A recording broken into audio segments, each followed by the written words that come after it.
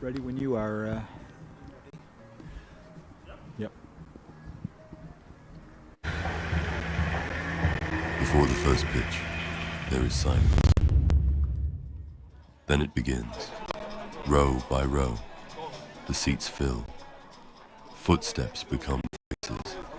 The stadium awakes. Let's play ball. Follow with me.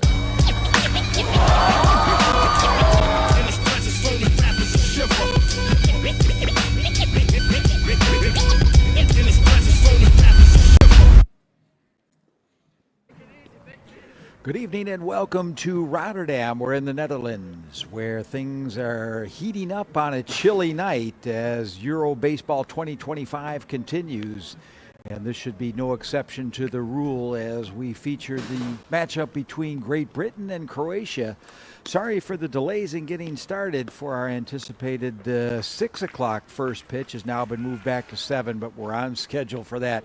We got off to a little bit of a delayed start this morning, running behind the clock with France and Switzerland taking an inordinate amount of time to complete itself. Switzerland, the big winner in that matchup, 11-3. And why the second game was already delayed between Israel and Germany as they fought to a 10-9 decider for Team Germany. That also ran into a bit of extra time, and to get the field prepared, the teams warmed up properly, why we just had to push back the first pitch. Hope we didn't inconvenience you, put you off your dinner. Maybe it's on your lap, and it certainly is on ours. And I'm John, and along with Gabriel Fiedler, it's our pleasure and a privilege to bring you the sights and sounds from field number 2 here at the Neptunus Baseball and Softball Complex in Rotterdam. Gabriel, what's your thoughts for this evening? Well, good evening, dobra večer to those of you joining from Hrvatska. It's a matchup with a significant amount on the line, even if neither country is fighting for the European Championship anymore. More on what's at stake here, though, over the course of the game. It's the nicest evening we've had temperature-wise and overall field-wise in a couple nights, all the way up to 17 degrees, and I'm not sure it quite feels that warm, especially with the sun headed over the horizon in front of us. But compared to some of the bitter, windy evenings, it's a big improvement. Yes, it is, and we've had our share of chilliness, but right now the pitcher up on the mound for Team Croatia is Garcia, throwing the first pitch to Collins, the center fielder who squares around a bunt and pulls it back just as quickly.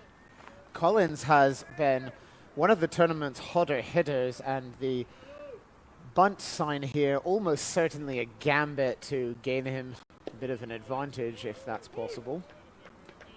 So Charlie Collins now looking at a 2-0 count from Garcia Troncoso. And I'm seeing 4 names. Help me out on that one, Gabriel, if you will. What? It's Carlos Garcia in this case. The WBSC likes to offer you all of the names that it can for a player, and Spanish players traditionally have the father's last name as the third of 4 and the mother's last name as the 4th, and traditionally one goes with the third. In this case, it is Carlos Garcia. We had a short turnaround between games here and just writing the lineup. Just had last names to work with. Thought I'd get the first name off the real scoring, which of course you can follow at home by tuning into WBSCEurope.org for all the scores and the live scoring. And the first thing you'll see is Charlie Collins getting a free trip to first base, courtesy a walk issued by Carlos Garcia. So let's run through the GB order now, which looks significantly different than we've seen thus far, as head coach Bradley Marcelino shaking things up. And the base runner off running is Charlie Collins. He is second base stolen very easily, though he falls partly over second base, in part due to the tag from shortstop Jose Herrera. However, no problem stealing that. I didn't actually see any call on the pitch. It is a 1-0 as we have A trainer headed out, a bit of an awkward slide right at the end with the tag coming in. Yeah, and really good work for Collins to maintain contact with the bag, because a lot of times you can slip off the bag, and Herrera was really applying a tag throughout the process till he could get time called. And of course he was in a bit of strife as he's managed to ding himself up over there at second. Would be a huge loss if he doesn't stay in. Bradley Marcelino heading out. First base coach Jeff Salazar also heading out. Jonathan Crammon coming out. So it's about half the coaches on GB's staff discussing this one. In the meantime, let's run through the order. So our following Collins, the center fielder, it's Nick Ward at third base, Julian Sanders at first base, Max Vieira moving to right field for this one, Will Cresswell behind the plate. Batting sixth, Michael Flaherty making his tournament debut at second base, Shamoy Christopher, the DH, Matthew Ward in left field, and Christopher Bear in the 9 spot at shortstop. The only positions in which a player is repeating at either the same position in the lineup or in the field is Nick Ward at third base batting second. Let's, while we can, also give you Croatia's defensive arrangement. We have the battery of Carlos Garcia and Phil Smith. First base, Jure Turtislavic. Second base, Jorman Alcala. The shortstop, Jose Herrera. The third baseman, Jansen Witt. And then left to right in the outfield, Andrew Jones. No, not that Andrew Jones, as I said a couple nights ago. The center fielder, Kruno Gojkovic. And the right fielder, Andrea Tomic. Well, that's a bad look for down at second base, as we see Charlie Collins being assisted off the diamond. And I'm certainly no physician, but I would say that his evening may very well and truly be finished. And that, of course, is not only sad for Charlie and for all of us, but also for his teammates as well. And as Gabriel alluded to, he'll be sadly missed in the lineup this evening. We're going to get a pinch runner, and we'll see how that plays out as a field replacement, as Kennard Dawson jogs out to second place to take the place of Charlie Collins. And Collins now being carried off the field on the arms of the trainer and coach. Ex-Major Leaguer Joey Turtislavic looking over in real concern. We hate to see that on the field. However, if there is one, let's say, silver lining, I suppose, to this, is that the GB does have a run on second base, and it will be the very fleet-footed Kennard Dawson, a regular starter for this team over the past few years. So he will enter as a pinch runner, and it'll be Nick Ward stepping in with a 1-0 count, just to refresh you. So Garcia getting back to work against Nick Ward, and Ward is rung up for a strike.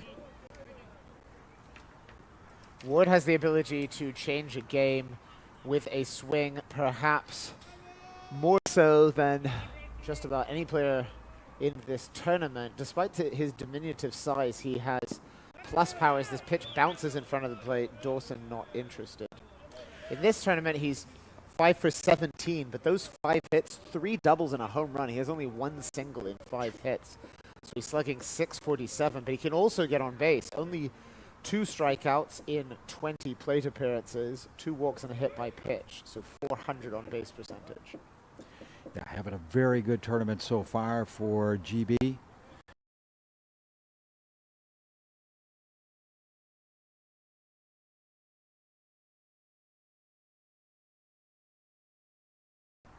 Ward awaits the 2-1 offering. He had an even stronger tournament in 2023. In 21 ABs, listen to this, John, 11 hits in 21 ABs. That's a .524 average. 2 doubles, 4 home runs, meaning he slugged 1190. And of course, one of those, a big solo shot in the championship game versus Spain in 2023. So a 3-1 count now. For what part on Ward issued the walk, it was 3-1. Got to stay up with the program. And Ward will trot down 90 to first and join Collins' replacement Kennard Dawson on the base pass. There are still no away. there are still no outs and runners at first and second. And the batter will be Saunders. So Julian Saunders, the first baseman, coming up for GB here in the top of the first. Julian Sanders having an excellent tournament, 10 for 18 amongst the tournament leaders in hits. 2 doubles amongst those 10 hits. So that's a 556 average. This is on top of a very strong debut performance in which he gradually worked his way into the lineup more often in 2023 when he went 3 for 7. And this ball lifted to the right side into no man's land, and it drops. And Kennard Dawson had to hold up. He avoids the throw from the outfield, which would have been a fielder's choice had he not made it over there. But really no choice as that ball really unclear whether it would be caught or not. So the ball falling just in front of Tomic, and now the situation becomes even more dire for Garcia as he's facing loaded bases with no outs here in the top of the first inning. So GB really threatening to do some business here in the first stanza of the ball game. I think it would be fair to say, John, that GB is probably wanting to make a statement after a disappointment last night and coming out of the gates very hot. This might be one of the very few times when there's an advantage to being the visiting team. So with 3 on and no out, the batter is Vieira. Vieira in his first tournament for GB, 6 for 17 with 2 doubles. That's a 353 average, 871 OPS. Max Vieira, the right fielder for GB. Has appeared at second base in every game thus far. 2025 season with the High Point Rockers. There's a ball slashed foul just outside of right field. Floodlights on as the sun disappears over the horizon here in the harbor city of Rotterdam.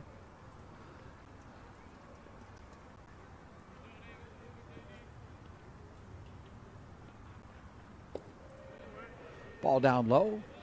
We'll even up the count at 2-2. At a certain point, Gabriel, I'm expecting a fit check from you as we were talking about the uniforms tonight. Croatia sporting some interesting trimming. They certainly are. I look forward to giving you that breakdown after this series here. Plenty of important play-by-play activities to bring you in the meantime as Garcia trying to settle down and get himself out of a jam, and he retires Vieira with a strikeout. Big first out for the left-hander. That'll bring up the catcher, Will Cresswell.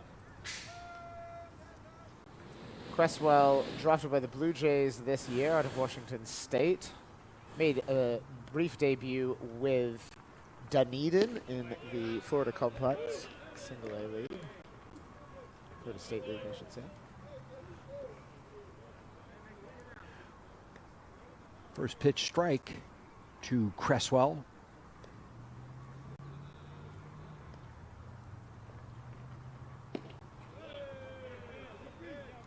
Garcia missing with his second offering, and the count moves to 1-1.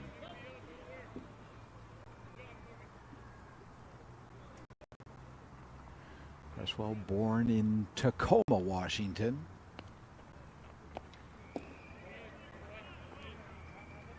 Ball down low, 2-1 the count. Tell you a little bit more about Carlos Garcia, the starter for Croatia. He plays for Baseball Klub Olimpija Karlovac, the heavyweights of the Croatian Baseball League. As a big swing and a miss. Apologies, John. And he was in the Boston system between 2012 and 2015. 2 other Red Sox products on the field, in third baseman for Croatia, Jansen Witt, and in current Greenville Drive manager Liam Carroll, the bench coach for Great Britain.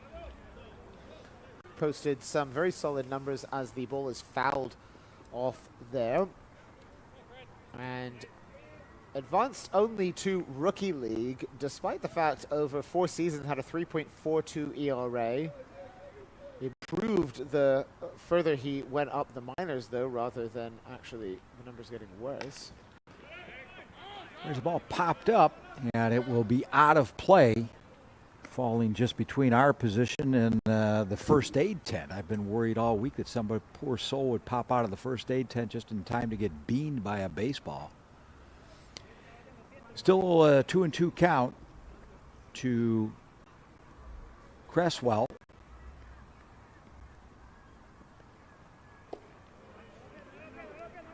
Missing again, and the count runs full. In this tournament thus far, Cresswell, who is one of GB's 11 debutants, 2 for 16, 7 strikeouts. There was a ball right down the pipe, massaged out into center field by Cresswell. Player will tag up, and Dawson is safe at home. And GB plate their first run and take the lead 1-0.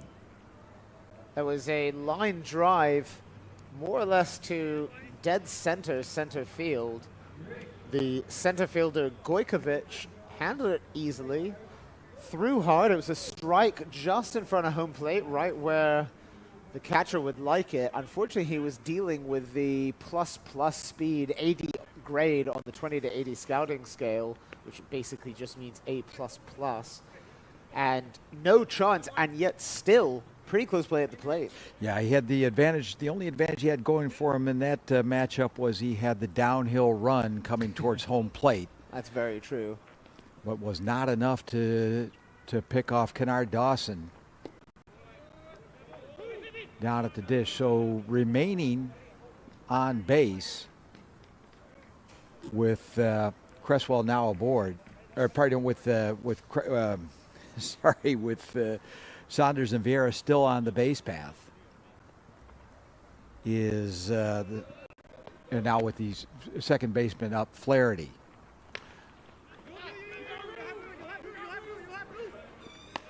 Michael Flaherty pops out to the first baseman, squeezed there by Terdoslavich, and the side is retired. Could have been worse, frankly. Great Britain stranding a couple of base runners, but take the lead on a sacrifice fly to center field, and the score after one is Great Britain 1, Croatia 0. We'll be back after a short pause.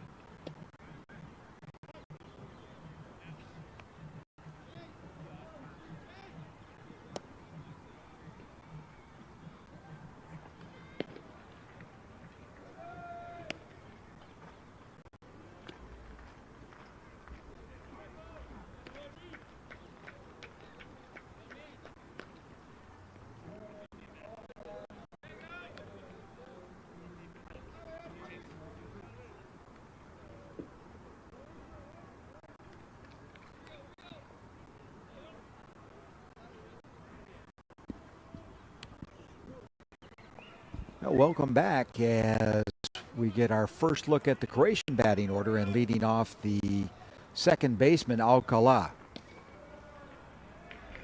So it's Jorman Akala, the second baseman, Andrija Tomic, the right fielder, Joey Turtislavic at first base, Jansen Witt at third base, Jose Herrera at shortstop, Phil Smith, the catcher, Ronald Krasilovic at DH, Kruno Gojkovic in center field, and Andrew Jones in left field. Now the starting pitcher for GB Webb ends up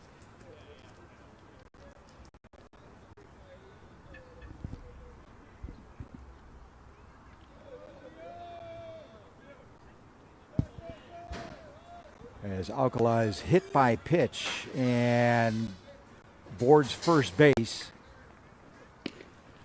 Webb throwing a bit inside to Tomic, the right fielder, now up for Croatia. Webb tossed an absolute gem against Israel. 4 1/3 innings, 6 strikeouts, 5 hits, 2 walks, no runs.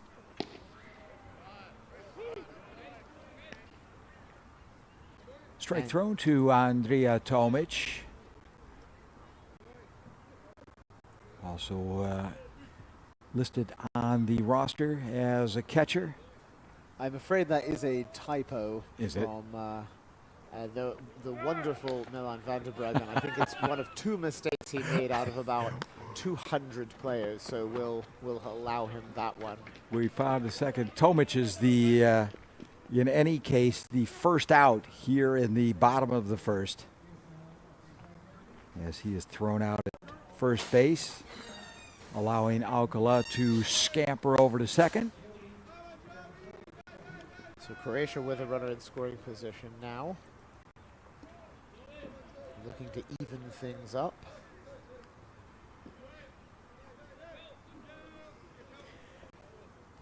Webb is the longest tenured player on the team since 2014. He's one of the 2 team captains. He does not pitch professionally every year, but saves plenty of bullets in his arm to play for GB. One of a great series of pitchers that GB has had over the years who really only play for GB and maybe an adult league team, often in California. Joey Turtislavic, the first baseman for Croatia, now up taking his cuts.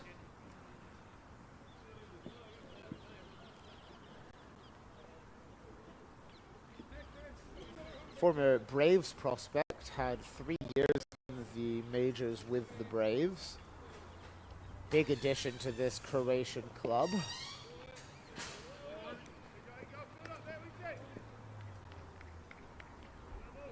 1-1 the count to the 37-year-old, born in Sarasota, Florida.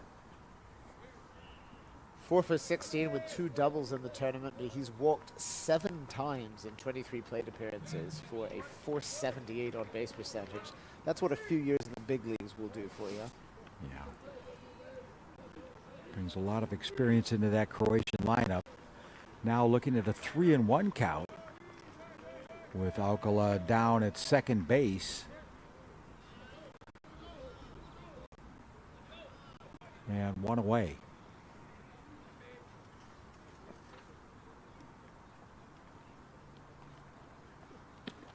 Turtislavic looks at a pitch which results in 4 balls and jogs on down to first base. It's worth noting that Max Vieira has moved over from right field to center field. Kennard Dawson heading into right field as he replaces Charlie Collins. We'll certainly hope for the best for Collins. Looks like a painful injury, if not necessarily one in which any obvious collision might have resulted in anything broken. So we're hoping it's a sprain, but anything at this point would be 100% speculation. Ward steps off, or in fact, I think he steps off and points behind him. I think it was just a timing thing. but there are runners on first and second. Nice change up there from Webb to get the cold strike. Jansen Witt now batting for Croatia. 4 for 11 in the tournament is the former Red Sox prospect. Did not overlap with current Greenville Drive and former Salem Red Sox manager Liam Carroll on the bench as assistant coach for Great Britain. 35-year-old Witt, born in Arlington, Texas.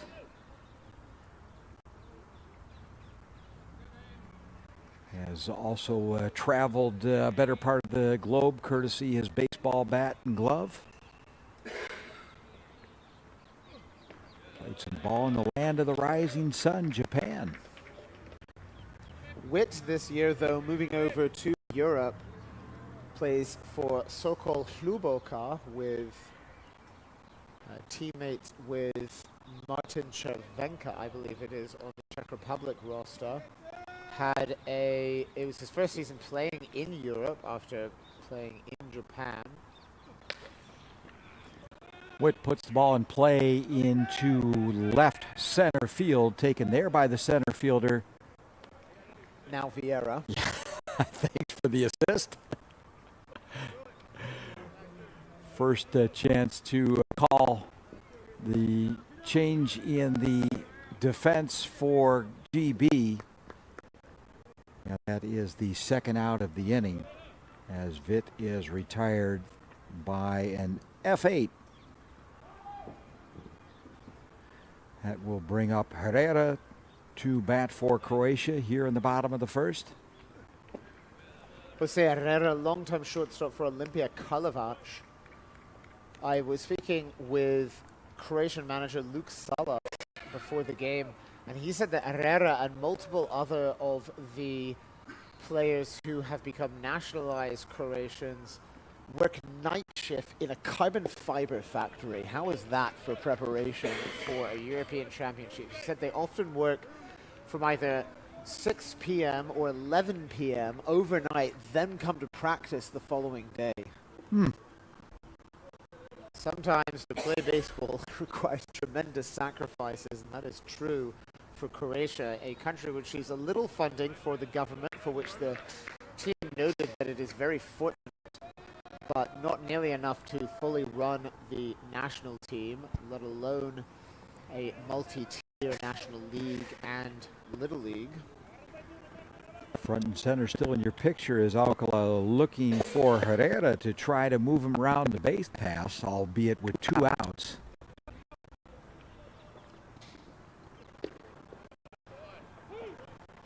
Ball strike, the count moves to 3-1. A lot of balls this inning for GB's pitcher, who does not look quite as sharp as he did in his first start. Another cold strike in, fastball right at his knees on the outside corner. Certainly not seeming in the charitable mood at this moment as he runs it back to a full count. And now with runners at second and first, Herrera waiting on a 3-2 pitch with 2 away.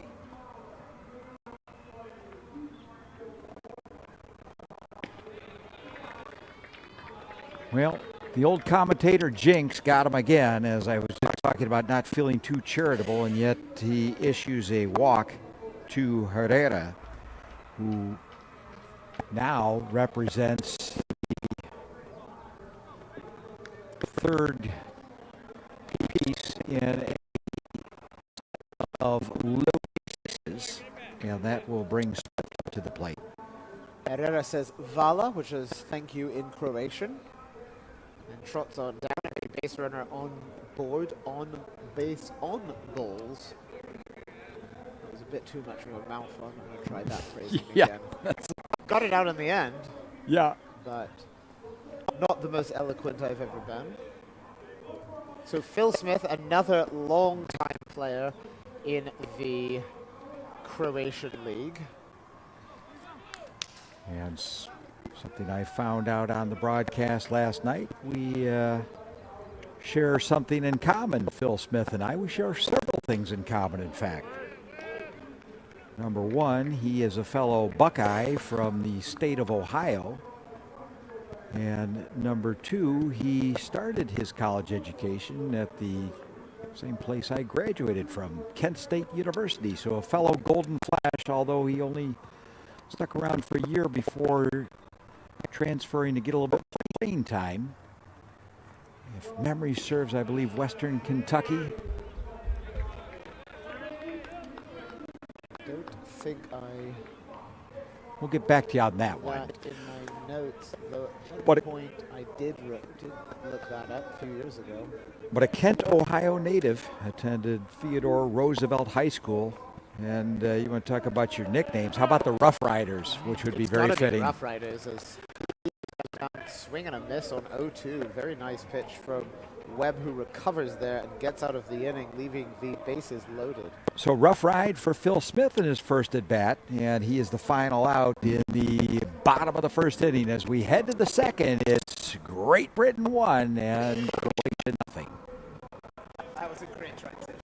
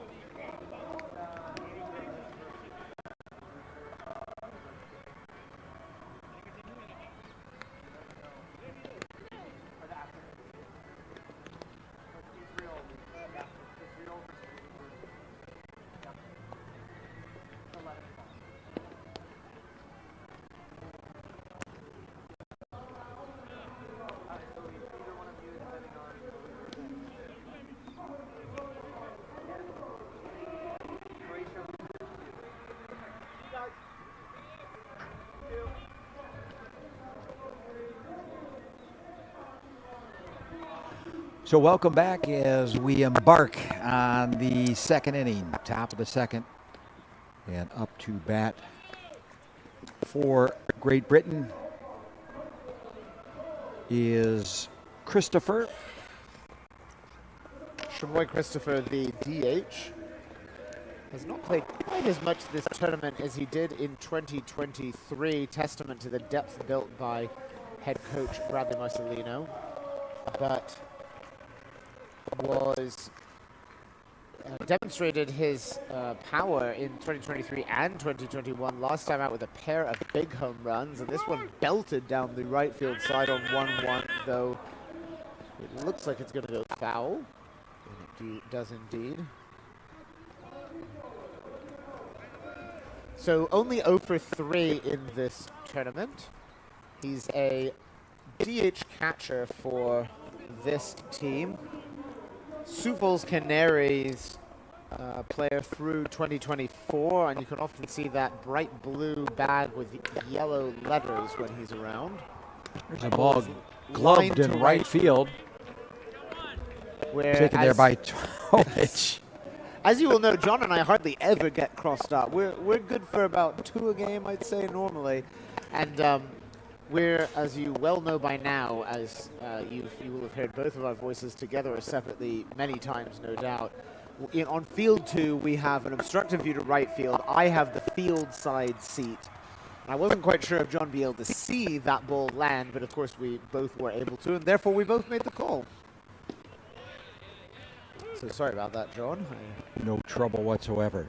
So with Christopher retired as the first out in the inning, that brings up to bat Ward. In this particular case, Matt. Matthew Ward came in as a pinch hitter on day one and has never exited the starting lineup since. He's done a great job in his first senior national team appearance. 2 for 10 with a double, but he's walked 3 times and scored 4 runs. So doing a lot of, having a lot of action in the bottom part of the lineup. Very fleet of foot is Matthew Ward. This will give me a good chance to say hello to the Ward family listening in. As family member Peter Ward, I suspect it's his dad, watching every game thus far. So saying hello to the Ward family. Thank you for tuning in. If you are watching this game, as this ball lashed to shortstop and firing over to first is Herrera for out number 2.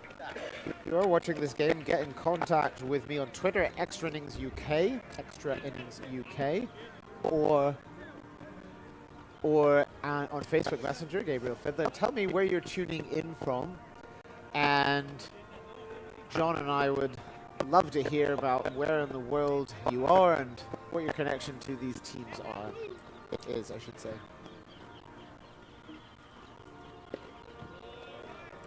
So after the retirement of Ward, the batter is Chris Bear. And Bear slaps one to the shortstop, and Herrera with a bit of a misguided throw. Bear will stay at first, but what should have been a routine putout puts Bear aboard with 2 out here in the first, as the refrain of the Wilhelmus wafts over our field number 2, meaning that the game between defending European champions Spain and the Kingdom of the Netherlands just about to get ready over in the big stadium, and we'll keep you posted on that action as well. A bit of a base running mistake as quite a close throw over to first base by Garcia shuts Bear back in. Bear really did make a turn at first base, and that ball very wild. As one of the very fastest members of any team in this tournament, this ball skied off of the bunt by Kennard Dawson, replacement for leadoff hitter Charlie Collins. Ward really should have been on second base after that, because that throw hit the screen in front of us. He would have had absolutely no trouble. There wouldn't even have been a throw. But he more or less ran straight through the bag, and then I think didn't hear first base coach Jeff Salazar, who clearly was positioning himself further behind to help guide him to second base. So we'll see if that comes back to haunt GB.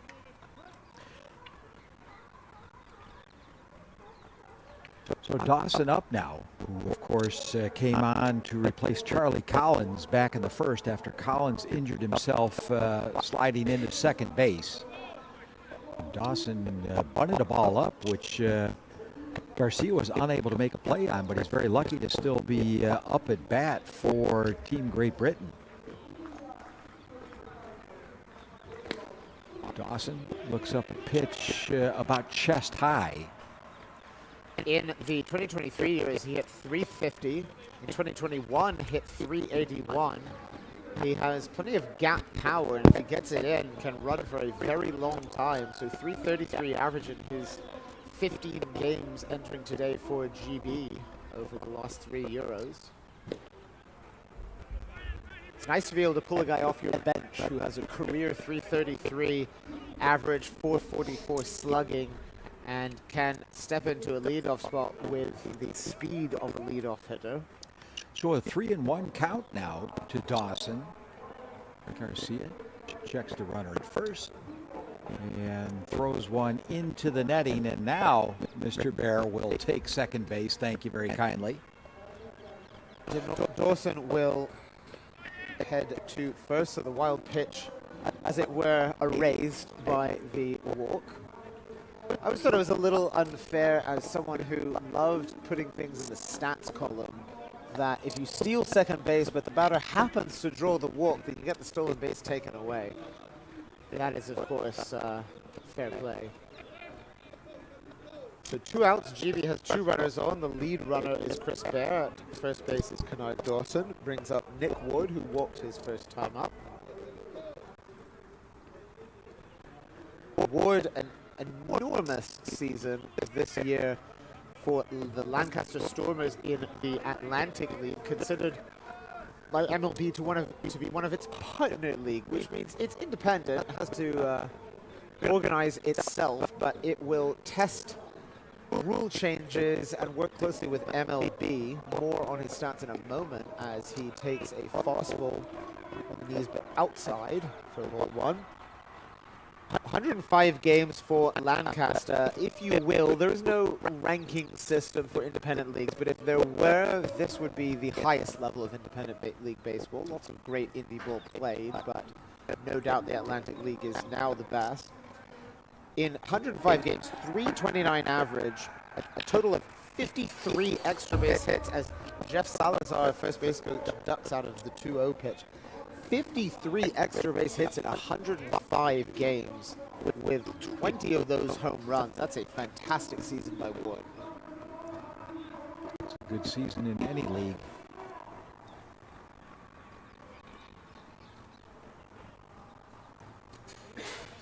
So 2 aboard and 2 out. Ward climbs back into the batter's box, ready to face Garcia for the 2-1 offering. This ball that drops in for a strike. Little looping ball there. Not much drop, so I'm guessing that it was a changeup, possibly a cut fastball from Garcia. This year for Olympia Karlovac, 5-1, 2.25 ERA, and bags of strikeouts, 56 in 40 innings.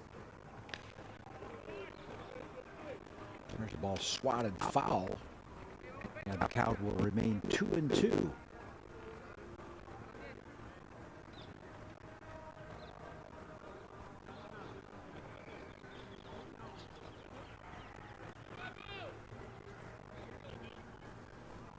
The game on field 1 will produce the second team for tomorrow's European Baseball Championship. That team will face Italy. It will be either the Netherlands or Spain.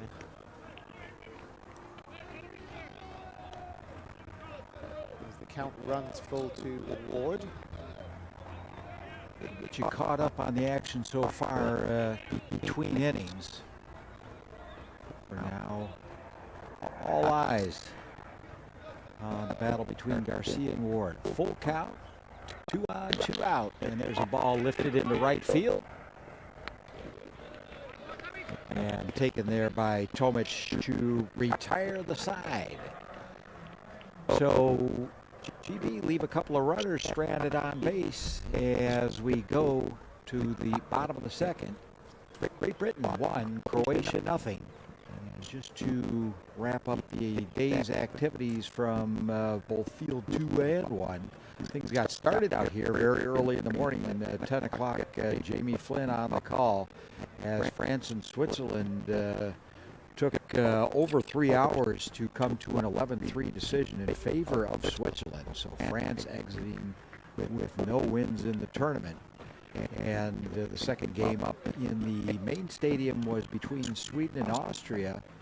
And Austria coming out on the long end of that one with a 6-2 win against the Swedes. Back here on field number 2, Israel and Germany were battling it out for the 5 and 8 spots, and Germany managed to come back several times as it was a flip-flop game and ended up winning the attrition game by a final count of 10-9, and a birthday present for Jendrik Speer, who celebrated his birthday today in fine style. And the remaining games today, of course, in the other game in the main stadium was, of course, the semifinal between Italy and the Czech Republic, and the Italians hanging on to win that one 8-5 and place themselves for the final tomorrow night, 7:30 local time in the main stadium. And of course, the winner of the game between Spain and the Netherlands will determine the opponent of the Azzurri in that one. So we return to our action here on field number 2 with the Croatian batting half of the inning. And first up for Team Croatia is Krislovic.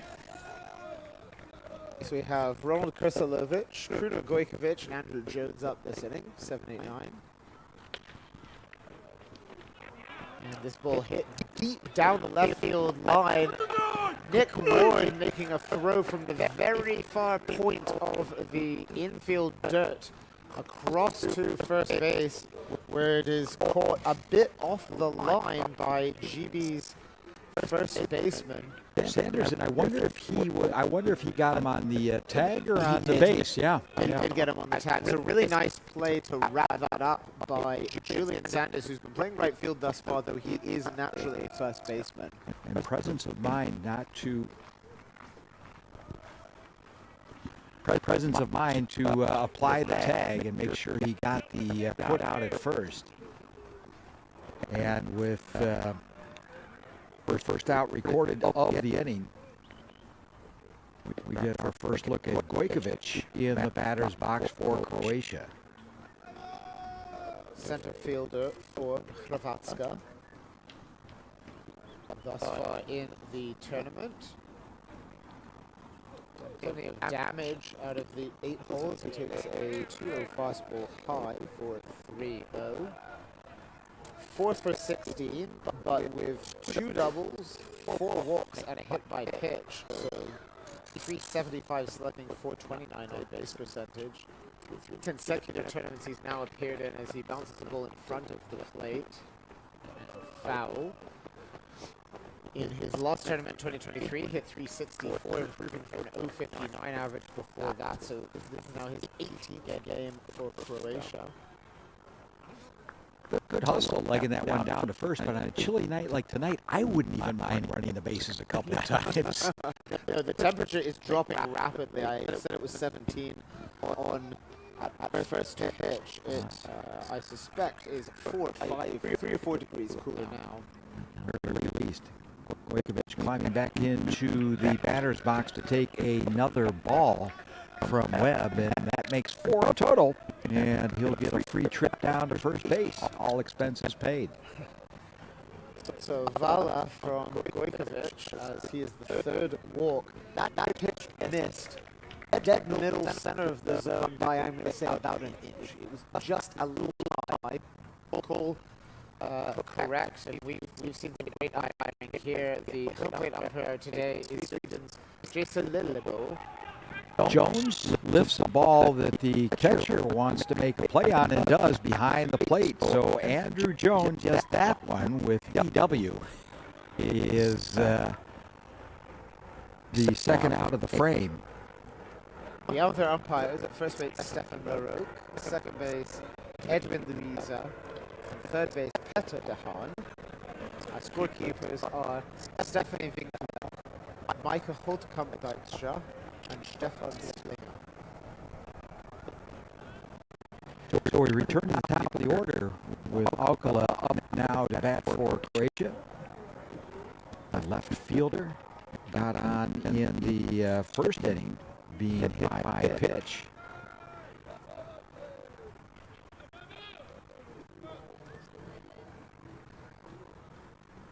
So, the runner on first base, it's in Gojkovic. Alcala up. Another pitch, and nods a couple times for it as he moves to show. Obviously liked that call.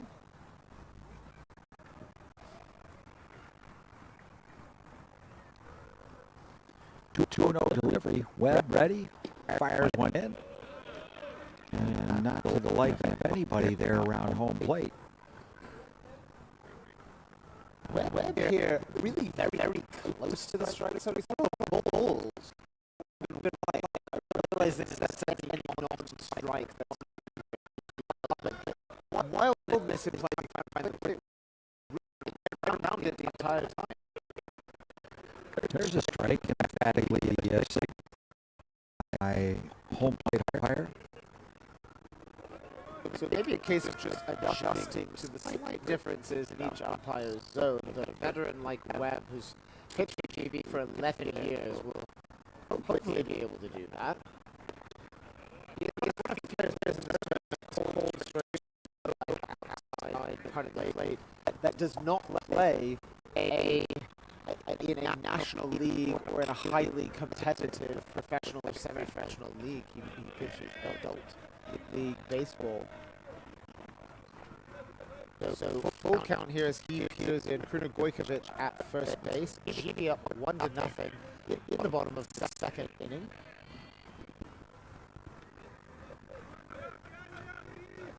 Alcala, like so many others, plays for Olimpia Karlovac.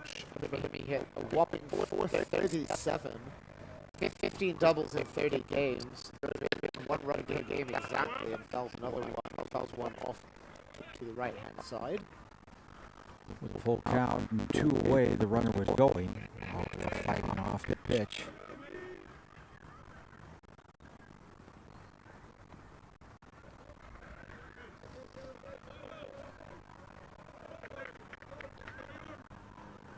And once again, 3-2 pitch with the runner going. Ball lifted that probably will not escape the infield and gloved very easily by Sanders to retire the side.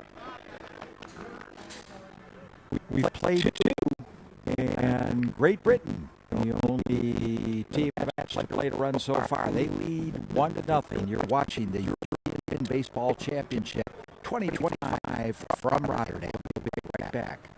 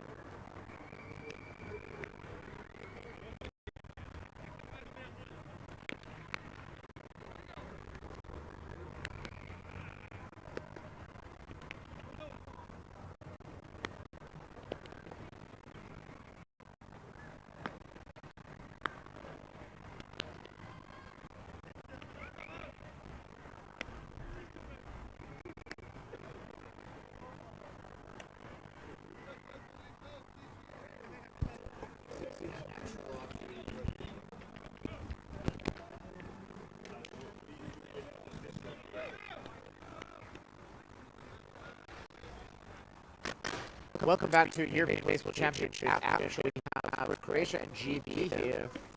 GB at 1-0 in the top of the third inning. Last half inning, John filled in on some of the results, and now I can tell you what that actually means for the final standings as the one-0 pitch, a nice curveball from Garcia, the left-handed pitcher for Croatia, to Julian Sanders, who made the play to end the last half inning. He does not go on a swing. Sanders, GB's first baseman today. So let's start from the highest position that we do know. The final Sanders drills the ball deep left center field. The left fielder turns around, looks up. It is off the white portion, the top half of the wall. That is the left fielder, Andrew Jones, absolutely unable to do anything with that. And that is a very rare gap ball to left center field that actually dropped John. Yeah, that's Sanders coasting into into second base with a stand-up double to lead things off, and he really clipped that one.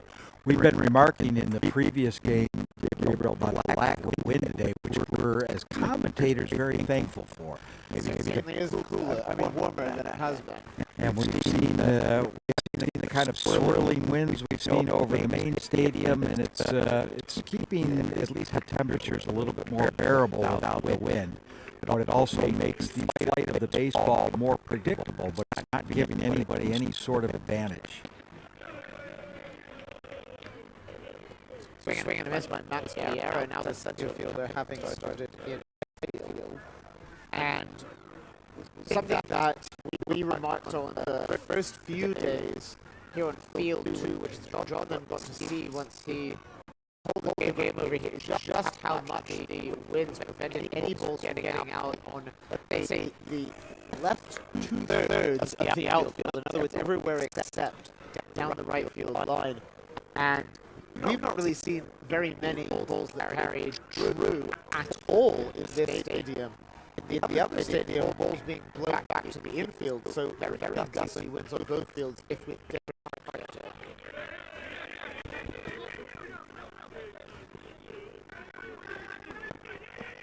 So F9 by Max Vieira, caught by the right fielder for Croatia. Tomic making the grab.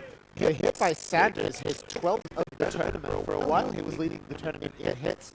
That hit now ties him for the lead with Italy's Renzo Martini. So 12 hits in only 6 games. Incredible performance by those two young men. Well, we've just got an update from field number 1 as we've already injury here on our field with Charlie Collins having a part game over on field number 1, and starter and ace for the Kingdom, Kevin Walk, injuring his elbow and departing in the first inning. Spain are already up, and the Walk has been replaced by pitcher Kevin Kelly. That is very bad news for the Bloc and for the Netherlands. If any squad has the depth that still win an international championship, it'll be the Netherlands. Kevin Kelly, the veteran, just about the most experienced pitcher, still active in the team. Yeah, that'll be a big blow, and they'll have to come back from that. Now Garcia, 1-1 in his battle against Crown. Goes back to second.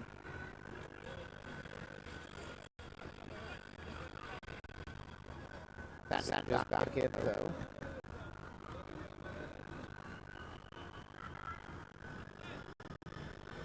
Something that teams I think have been a bit surprised with Croatia this tournament is how well the team is pitched. Everyone knows Croatia can hit. But this year it's pitched itself up to a new level. Despite the fact that in some ways it's bringing back guys who played in previous years who have taken another level, but there's been some crucial additions, perhaps no more than on the pitching stuff as Cresswell fouls the 1-1 pitch back.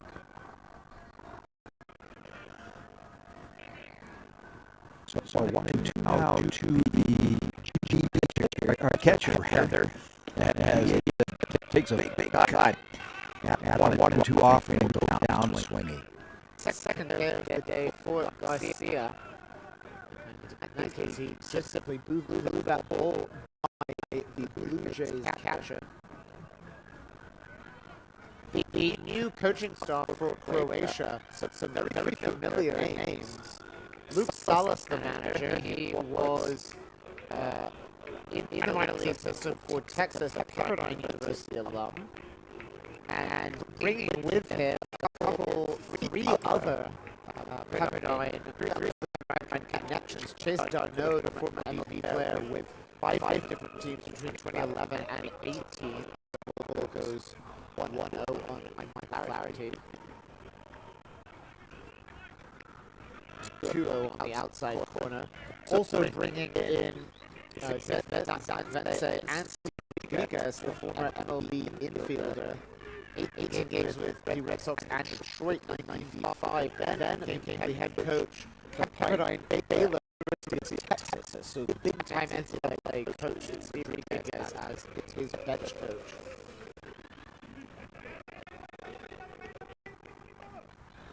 Flaherty now with a 3-0 count. Of course, a man in scoring position at second in Sanders, albeit with 2 away.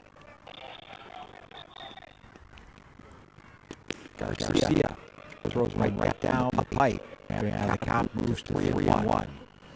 Flaherty, a product of the London Youth Baseball League, moving on to play for London Nets, the many time 9 consecutive 11 total British Baseball Federation National Baseball League champion. They take all 4 and put 2 on for GB. Flaherty way up through the youth program of GB and now the part of the senior national team. Bring Shamrock Christopher back up to the plate. Popped out, flew out to right field. His first time up. First pitch is a ball from Garcia. Now contending with 2 base runners. Sanders at second. And the new entrant to the base pass, Michael Flaherty at first.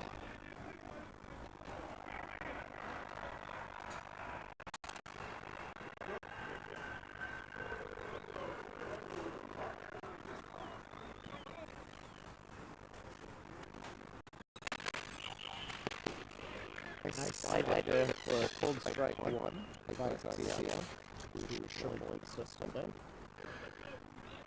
Christopher from Tortola, one of the British Virgin Islands. Spent 3 years at NAIA Powerhouse Tennis Leslie, and as I remarked on the first night, I spent many a day watching Tennessee Leslie baseball, usually in incredible the university for many years a draft pick. And a taxi arriving to take Charles. I would assume get checked out. Maybe really quick as they have done the round on the concourse. There's a pop-up being chased down by the catcher Smith, and he's unable to make it back. A nice out of the pop-up, but looks like it hung up just inside the fence. That's really tough when you've got your gear on to really know how close you can get stuck, whether it's actually going to land. We knew he had to make a slide to avoid full contact with the fencing, and just couldn't get the timing down.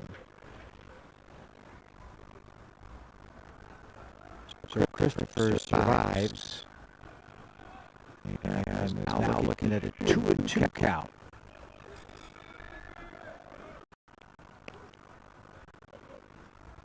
Garcia sees his ball tapped down third base, relay over to first. Well in time. And a 5-3 putout ends the inning as Christopher is the third out here in the third for GB. So no runs plated, and GB has ran a couple of runners yet once again as we move to the bottom of the third inning with Great Britain still leading Croatia by a score of 1-0. We'll take a brief pause. We'll be right back.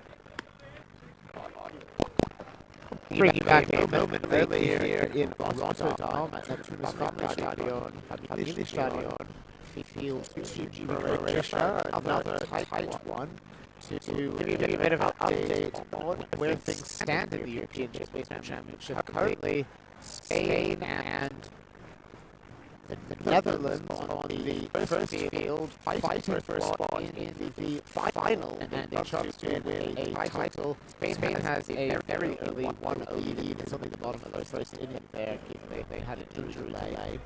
We know that the team will face Italy, and then the wins. The team losing that battle will face Czech Republic. Czech has never won a medal. Incredible to think it had headlines that country has made how well it has performed. Fighting for 5 to 8 are these two teams as the leader hitter Tomic flails at a pitch trying to hold back a dozen. So the winner of this will face Germany tomorrow with 5th place on the line. The loser will face Israel with 7th place on the line. So that is the next four. But we know from that point on where things stand. I'll return to that in a moment. Now with an 0 as Webb ready is the next delivery. Laid off and rung up for a strike. And the count moves to 1-1. Scoreboard a little slow and deceiving as it has at times. It is back 1-1 and caught peeking at the game on Feel On. And when I came back, just looking at the scoreboard for reference. And in the meantime, there are three statistics. The reason he's slithering back to the dugout is a little bit dejected, and that will bring up the first baseman, Slavic. For those of you who are curious, he's a big addition, and I'd say big, I mean both in a metaphorical sense and in the literal sense. Enormous first baseman, still strong in his late 30s. We don't qualify as early. Early is the exact word for it. That's exactly what I would say.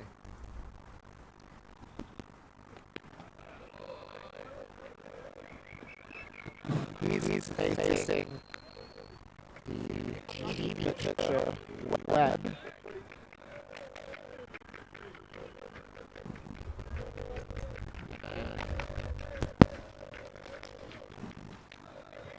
That's a big help. Webb. We found out some issues with the field out. So far, 23rd innings. He has struck out 2, walked 3, and hit a bat. He has not given up a hit. Slavic ropes one into right center field, which will go all the way back to the fence and will stand up for a double. It would have easily been 3 for one of Croatia's sponsor runners. That ball was lined, but then hit the ground and slowed down rapidly as it bounced to the fence. Once again, the two of us doing a great job in the line drive hit. Oftentimes, early and fleet of foot do not come in the same package. Very odd. But whatever the case is, Croatia running for the first time to lead off Jorgen Alcala reached the first hit of the game for Croatia. And it's going to be a hit to put a 1 in that column for the first time. Having it be a big league is at least moderately soft the blow. One opportunity for Jim with the Croatian third baseman. Having a very good tournament in his first appearance for Croatia. With a big swing, coming up empty, and the count slides to 1-1. He's 8 for 22, doubled his home run.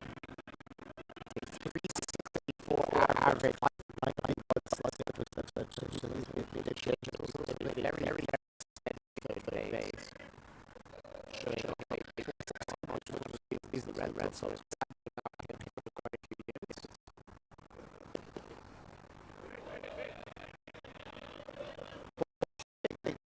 Outlaw, he love.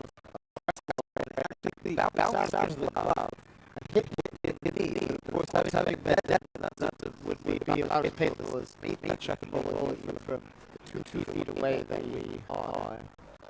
Don't actually see that happen. Well, tonight, but last night with temperatures that might have started a bit. True. Truly was smart enough to wear long johns tonight. As Webb ready to a one offering. That is tempting bait for Whit. He tried to jump all over it.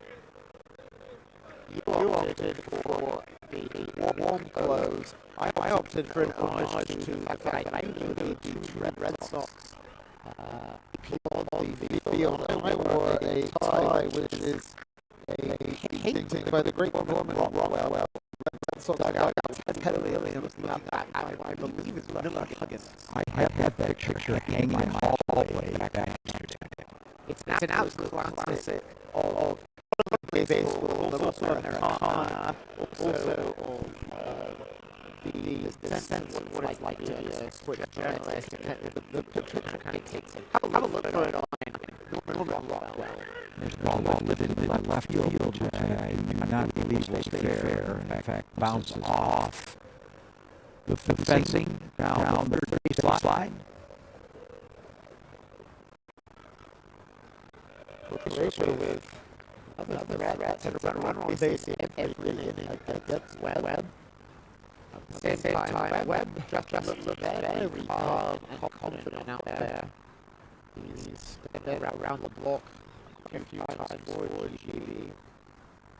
Has the ability to real hustle with the team, especially as the pitching side of things, one of two captains. He's just been absolutely lights out over the last 3 years. Not including tonight, which is a way of course.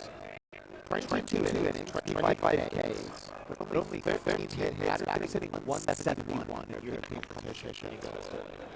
Two pitches slash foul. 0.41 ERA, only dropping even further in his start today. The last 3 European championships just been absolutely dominant. He has not given up a home run. 76 ABs heading into tonight. He had extra base hit, average hitting 171 against him.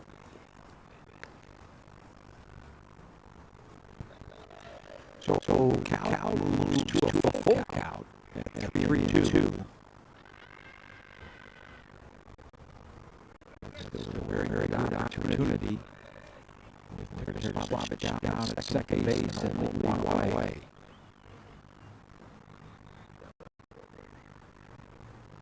Sure he's like to keep pace with Great Britain. Spot a run now here in the bottom of the third.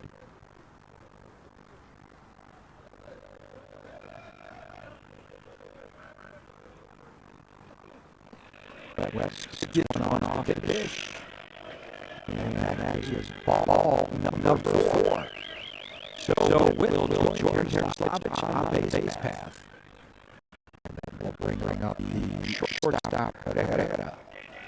I have Webb now 53 pitches over 2/3. That is a very high total.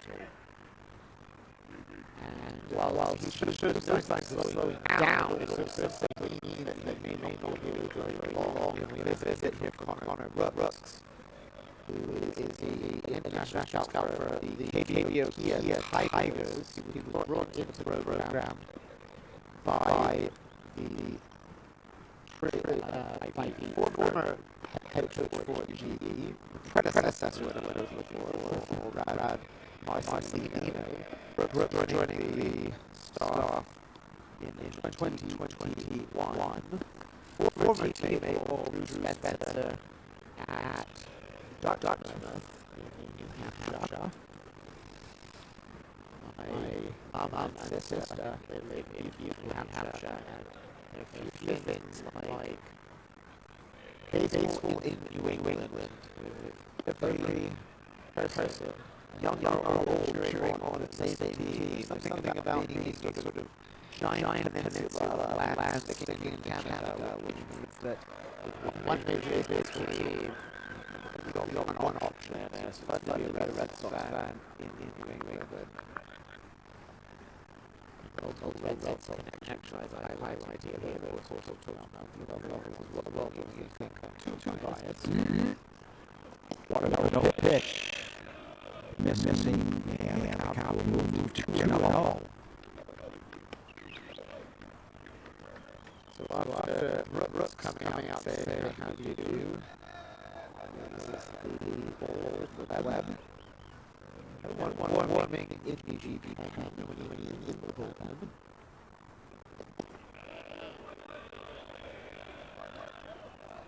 Can't seem to please home plate umpire this evening.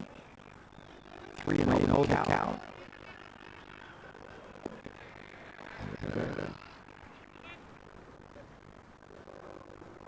They're the long-time shortstop for Carlovac, but he's been easily with Seto since 2022. This year hit 211 with 3 doubles in 33 games. At one point, he was a minor league prospect with the Angels of rookie baseball. Round one sharply short. There's one and two for the price of one. We talked earlier about getting the fly ball pop up in foul territory, but a double A will do nicely all the same for Webb and gets him out of the inning. So they strand two due to Croatia as we go to the top of the fourth inning with Great Britain leading Croatia by a score of 1-0. You were watching the European Championships of baseball from Rotterdam. We'll be right back after a short break.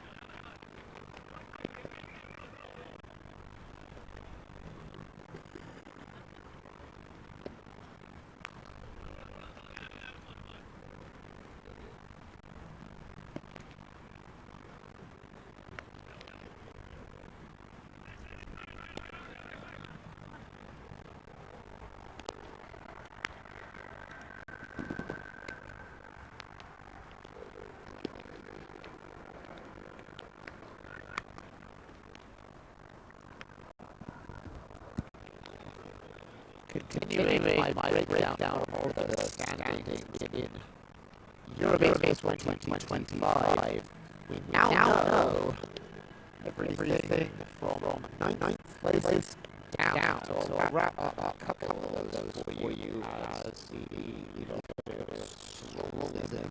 The ninth place game between Sweden and Austria. Sweden scored a run in the fourth, and then Austria onto with 2 in the sixth, but then Sweden on top of the seventh, but then 3 runs on the bottom half of the seventh on a mammoth home run by Mojic. And Austria holding for it 6-2, and therefore securing ninth place. And it should have over ninth ranked Sweden with the world rating. So two teams likely to switch places as a result of that one single game in World Continental.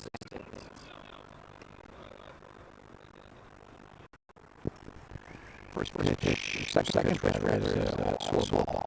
And a 2-0 count. Ward for 1.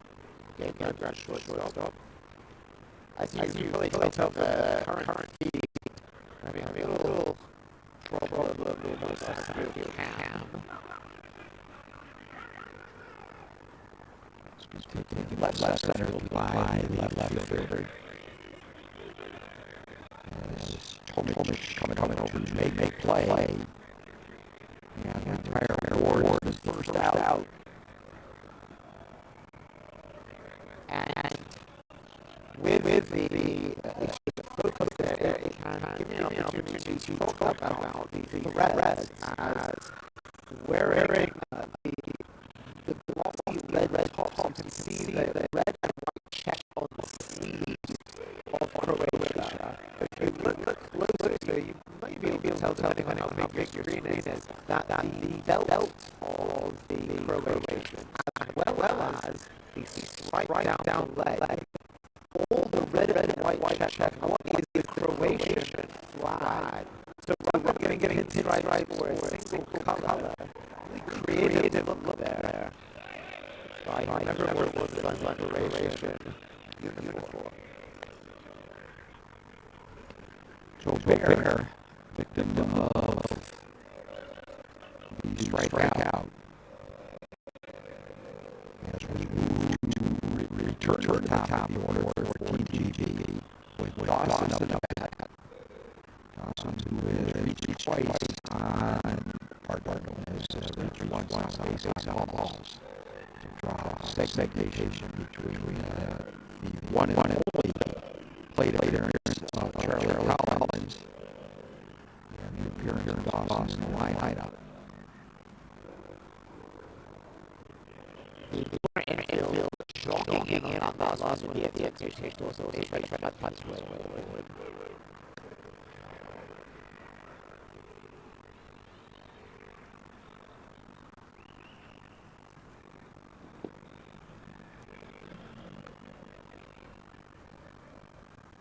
One count now to Dawson.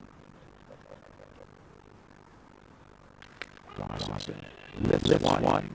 The first baseman kept coming over suit that will be posited in the great dugout. Very loud thump.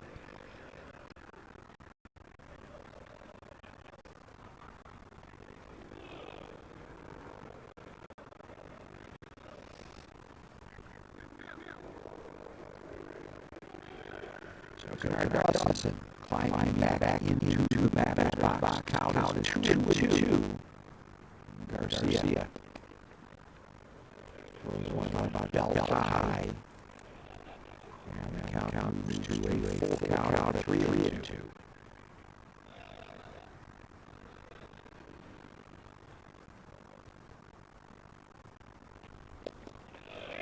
Swing and a miss, and Dawson goes down, swinging second strikeout in the inning for pitcher Garcia.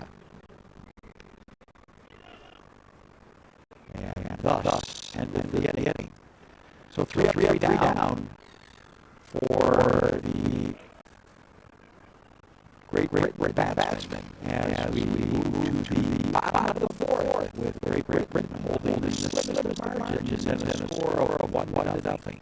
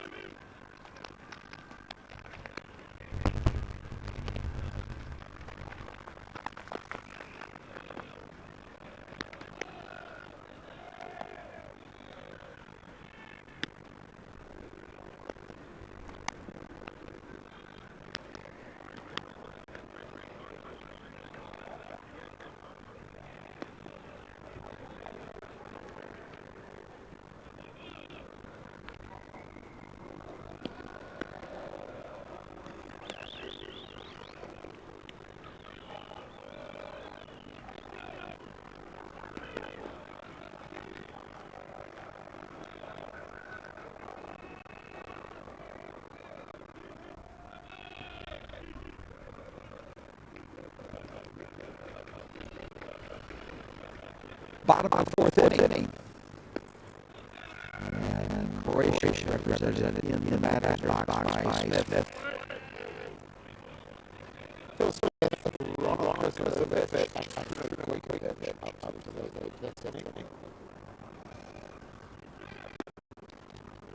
Croatia has been a regular participant of the European Baseball Championship since 1999 and has never failed to appear since then. That's 12 consecutive and has now already qualified for the top 8 in 2027, which means in fact that it will also be in 2029.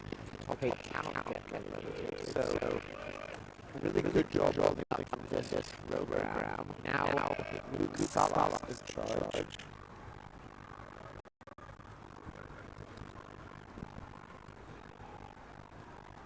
Smith made 1-2 count. And he is walking dejectedly back to the dugout. Another strikeout for Webb. Webb has Smith's number tonight. Back-to-back Ks. First 3 pitches is 1-4. Bring up a designated hitter, Krstovic. Grounded third, first appearance. Krstovic played college baseball at Harvard later at Oakland University.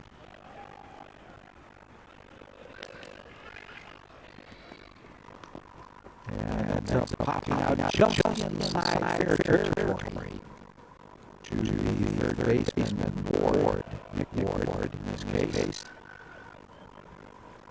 62 pitches now through 3 and 2/3 by Webb. He'll face Gojkovic. Gojkovic playing for Kraljev. He made his national team debut in 2014 at the age of 18. Now at 30 years old, roughly average age of this team has played in Germany for a couple of seasons, and this year's back in Croatia, 333 average in total 19 games. 5 double, triple, 3 home runs. This has a bit of talent that he feels well.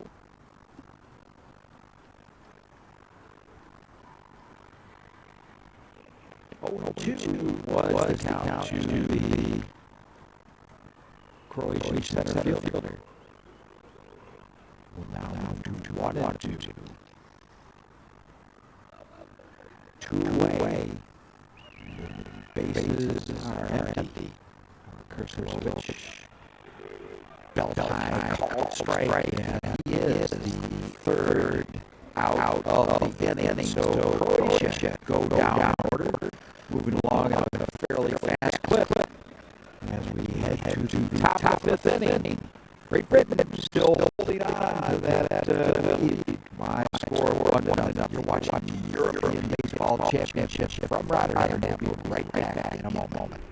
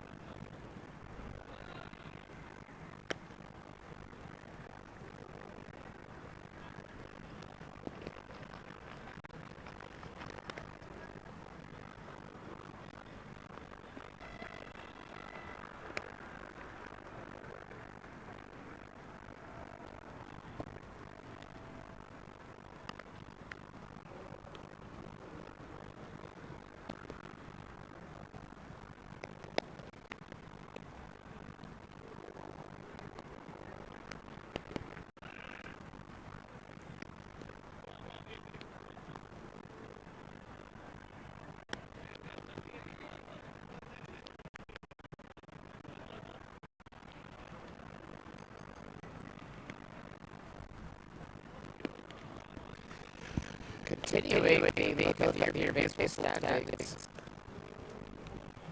In the earlier game today, noticing now, John, I don't know if you did, that temperature really dropped this past inning as I got myself. I just saw my breath for the first time. The temperature really dipping into the low teens. I suspect that we are headed towards single digits by the end of the night. So carrying on with my thought before I enter myself, no one to blame there, of course, but me. In the very first game of the day, we had France and Switzerland playing. Switzerland had never appeared. This is just gorgeous, well mixed curve, right down the middle, top to the bottom of the zone in Croatia. Had never played playoffs in the European Baseball Championship and defeated France handily 11-3. What an incredible performance by that team, which has been so well coached and prepared. And in defeating France, it achieves the all-time highest ranking at 11. Meanwhile, France, in finishing 12, it is the second lowest it has ever finished at a European Baseball Championship in a total of, adding it up as I go, 27 appearances in 12 months. Now keep in mind the number of teams in the European Baseball Championship has gradually grown. We've been at 16 now for the past 3 tournaments. It's been 12 since the late 90s, but even still, this is a tremendous performance by Switzerland. Suggests, like with Austria, which 2 places above it, a program on the rise.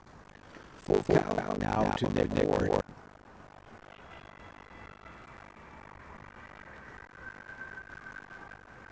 He steps out of the batter's box. Garcia's just waiting on him. And here's a ball. Smack to the shortstop. And a good dig for the putout. So a 6-3, and a lot of that on the back end by Tertaslavich. That one out of the dirt to retire Nick Ward as the first out of the inning. Herrera was leaning towards second base, playing a little shaded towards the middle, but even so, by the time he actually came up on the third to first base, he was standing in more or less regular second base position. So it was a short throw, but a pretty difficult one shortstop to make, having moved over that far, and as John pointed out, Tertaslavich being a great job wrapping that up. Very close plays, it was pretty quick. So good first out for Croatia. We'll bring up Julian Sanders, the first baseman for Great Britain. You enjoy eye-popping stat. John is the ball foul back one early. In this tournament thus far, Julian Sanders 12 for 20. That is a 600 average. 20 plate appearances. One thing for you, 3-3-5. 2-3-3-5 4 consecutive times. Herrera challenged. And what a recovery effort by the Croatian shortstop to retire Sanders. And he had very little time for that direction, but man, I thought he was going to make a lot of it down there in second base. And came up with grab and throws over to Tertaslavich to retire Sanders. Herrera now 32. You can now see what the Angels must have seen in him, say, 15 years ago, and why Grosseto brought him over as this curveball to Max Vieira. Why Grosseto brought him across the Adriatic Sea to play in Italy, because not only does he have a really significant MVP level, as this ball is hit towards right field. I don't think that Jones had to move a muscle to make the play. And F7 is the final notation on my score sheet to end the inning. F9. Sometime over the course of the last inning, I did want to say something. We actually talked about this off the air. Normally, you don't expect what happens off the air to then filter it on. But in this case, somehow the corner outfielders got switched. And you know what? It's a long week of really fun, enjoyable baseball. I'm looking over at the other monitor now, and I can't tell which Dutch hitter he is, but just line the ball into the outfield that went off or under the glove of the outfielders, then past the other outfielder backing him up. So a two-base, we'll see whether it's a hit or an error. That could be a crucial swing there. Meanwhile, this field 3-3 down for the pitcher Garcia. I'll keep it here though this time so that I can finish my very slow progression through Eurobaseball 2025 final places. So we've had our top 12. Switzerland and France in 11 and 12. In 13th and 14th places, we have what were the third place teams in Group C and Group D. So Greece with an extra game against the bottom team in its group, Lithuania, a win in favor of Greece. That secures, as I understand it correctly, Greece a spot at 13. Belgium won a play-down game with Hungary, its Group D partner, and will thus, I believe, finish 14th. And then Lithuania 15th and Hungary 16th. Now, with the changes that have been made to the structure of the European Baseball Championship, there were in the past 2 or 3 relegated teams. And this year, I have actually not heard how many teams will be relegated, but I assume that Lithuania and Hungary will be relegated to the European Baseball Championship qualifier, otherwise known as the B-level championship or the B-pool championship. It's had a variety of names. And will have to re-qualify against a number of teams which could be anywhere from, it'll be likely 2 qualifiers, assuming 2 go down, anywhere from 5 to 6 teams in each group. That will include teams like Ukraine, Romania, Lithuania, Hungary will return, Slovenia, a long-time top-level team, will likely contest. We'll see a handful of other teams as well in Slovakia as well to play, and we won't know more about that until those teams are announced. So that's a full rundown down on the bottom 8 in the standings, which are now final. So here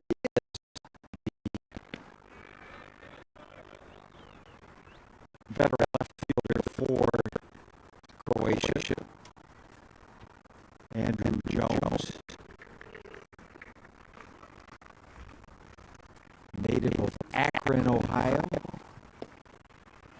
which my lovely wife likes to refer to as Akron. I've corrected, given up correcting her over the years. She knows better, but she just doesn't get my eye on her. If it was Akron, it'd be the Akron Acorns rather than the Akron Arrows. Though I don't think it's not still the Arrows, is it? It's not the Arrows. It was the Arrows. David Resnick, one of our colleagues, was very pleased to lay his hands on an Arrows hat as Jones is retired. I believe it is the Rubber Ducks now. Does that sound right? Could very well be, of course, being the city of Rubber, home to the Goodyear Tire Manufacturing Company. We'll get back to presently. The College of Akron, which is called the University of Akron, is are known as the Zips. Akron Rubber Ducks. There's the ball lifted into right center field and going back almost to the warning track to make the catch. Looking out to our right, the center fielder Max Vieira almost lost in a mixture of mist and darkness in center field. The temperature is significantly dropping, but it's also a very dewy evening, John. I don't know if you're sensing that. You're better bundled up than I am, but I keep noticing that my hands just feel like they have a little moisture on them. And so no doubt making the air a bit thicker. I think that makes it even less likely that we will see balls flying out of the yard. Line shot towards our direction and towards GB photographer Paul Stoddard. That's why they In the meantime, the Netherlands tying up the score over on field number 1. The count there is 1-1 between Spain and the Kingdom. They're in the bottom of the third. Andrea Tomic from Split now plays for Regensburg Legionera, also played in Italy. He's been one of part of the rise of Croatian baseball in recent years, winning abroad since 2018. No small feat for a member of the Balkan nation. Take the cold strike 2 here. We have a new pitcher on the mound. It is Andrew Campbell. Tell you more about him in a moment.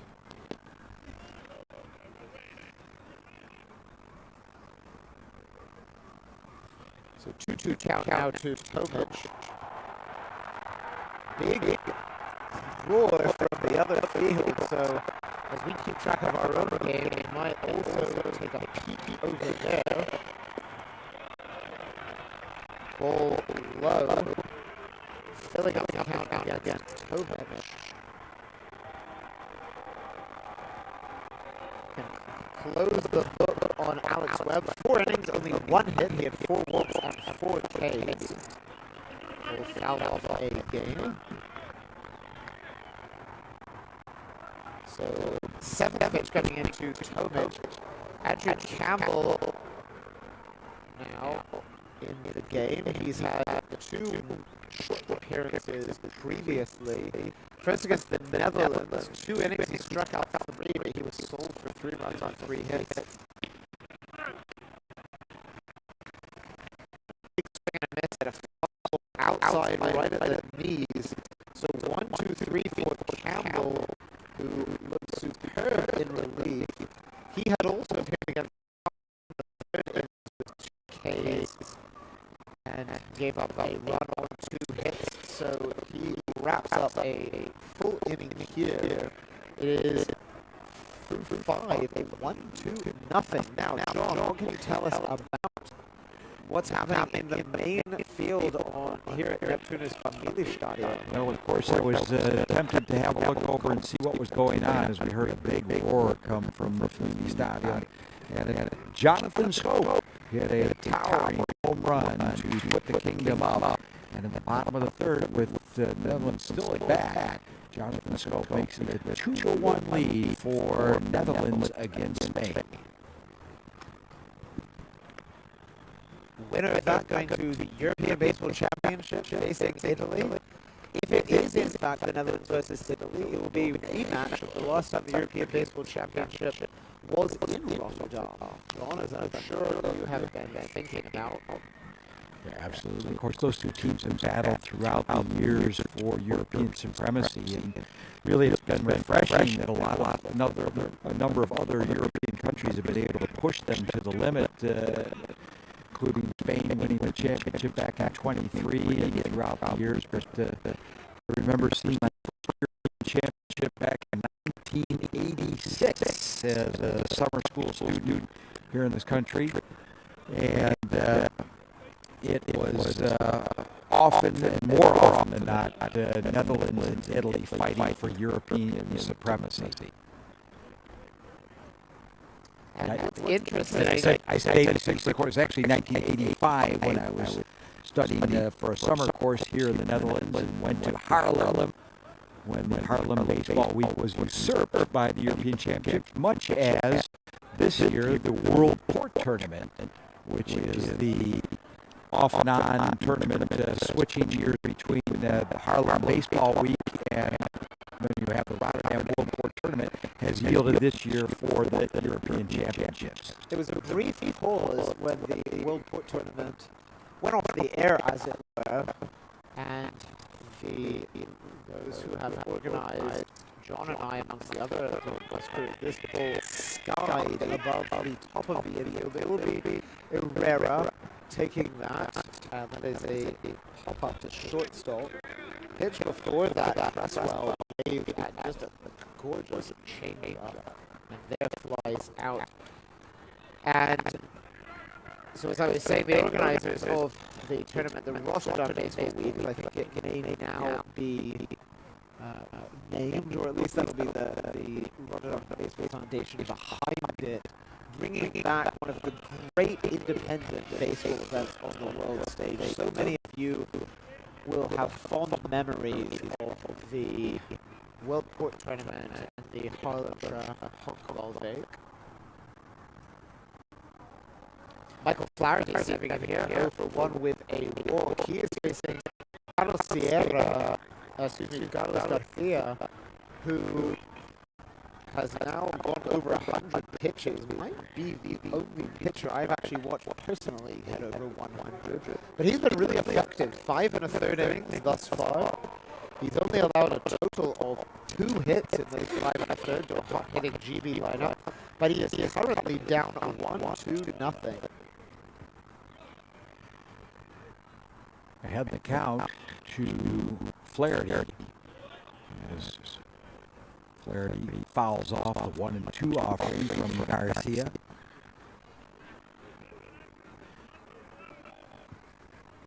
Going back to the 2012 European Baseball Championship, the last time that it was held here at Neptunus, as this ball hit hard to third baseman Witt, but the ever sure-handed third baseman popped up, very strong throw over. Last time that happened, it was an Italy-Netherlands final, and in that, Italy triumphed, and it was the last time that Italy won a European title. It was 2012. The final of that tournament was an 8-3 win for Italy. And no doubt, particularly members of the Netherlands who are still around from that team, will remember that and hope for a bit of revenge. Kemp's certainly still around as I look at the roster from that, and then just looking through that. Sobran would have been on the roster were he not unavailable, and that's about all she wrote. A lot of turnover just in the last couple of years in the Netherlands national team. Here are a few names that will really stand out to you if you followed European baseball action at all. As the 2-1 count comes into Kennard Dawson, who lines it to deep left center field. It'll bounce on 4 hops all the way to the warning track, then 3 very slow hops over it. I honestly thought Dawson would go for 3. I think he would have been easily safe if he did. I think so too, and I think part of the problem is it's very difficult for us, and I can't imagine it's any less difficult for Kennard Dawson to actually get a fix on the baseball. That's right. The top half of the wall white, bottom half blue on the left and right side, but with the batter's eye of the solid color fence, it's actually really hard to track balls, especially on this night. This night to me is the hardest one to put out there deep in center field. I suspect it is exactly that. I think Shamoy Christopher, I said Kennard Dawson, looking at the wrong place in my lineup. I suspect that he simply just wasn't quite sure where the ball was. It also skipped around on the warning trap a little longer than I thought. So the designated hitter aboard on second, and that brings Ward to the plate. Matthew Ward, of course, the left fielder. He slaps one down to third baseman, who picks it up and flips over to Teraslavich in time. And the Great Britain threat is erased from the board just as quickly as it started. As we head to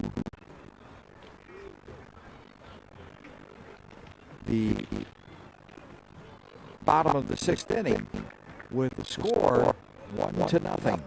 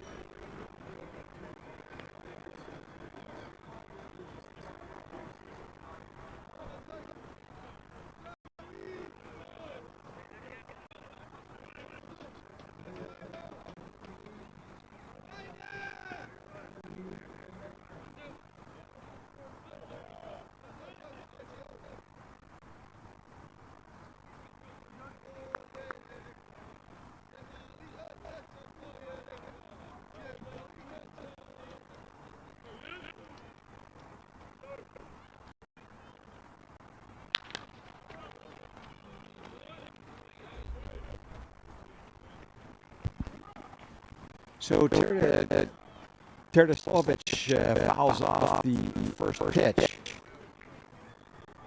That foul ball sounded like a major league foul ball of Terdaslovic.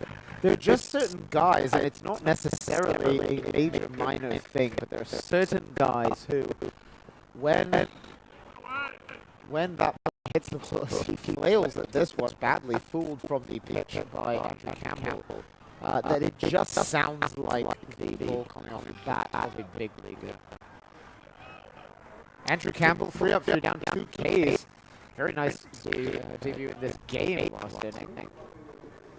Terdaslovic fouls one down to the first baseman. Campbell, another player here in the European Championships, playing hooky from school. Will be expected to report back to Cal Poly Pomona following this tournament.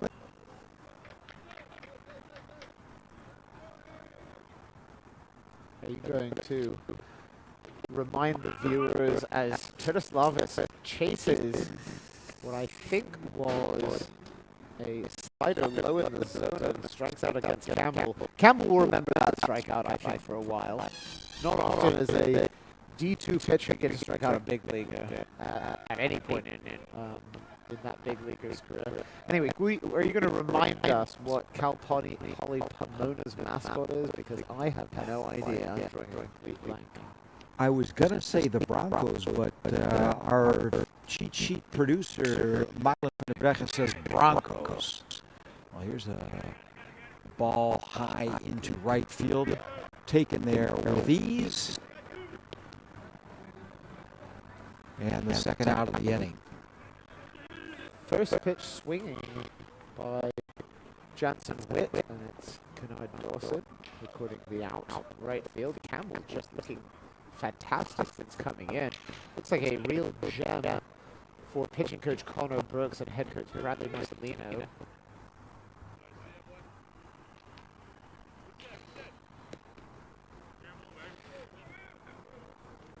If any of the Salas family are listening, of head coach of Croatia, Luke Salas, he says, "Tell my mom Susie I said hello, and if you can too, my brother Jake."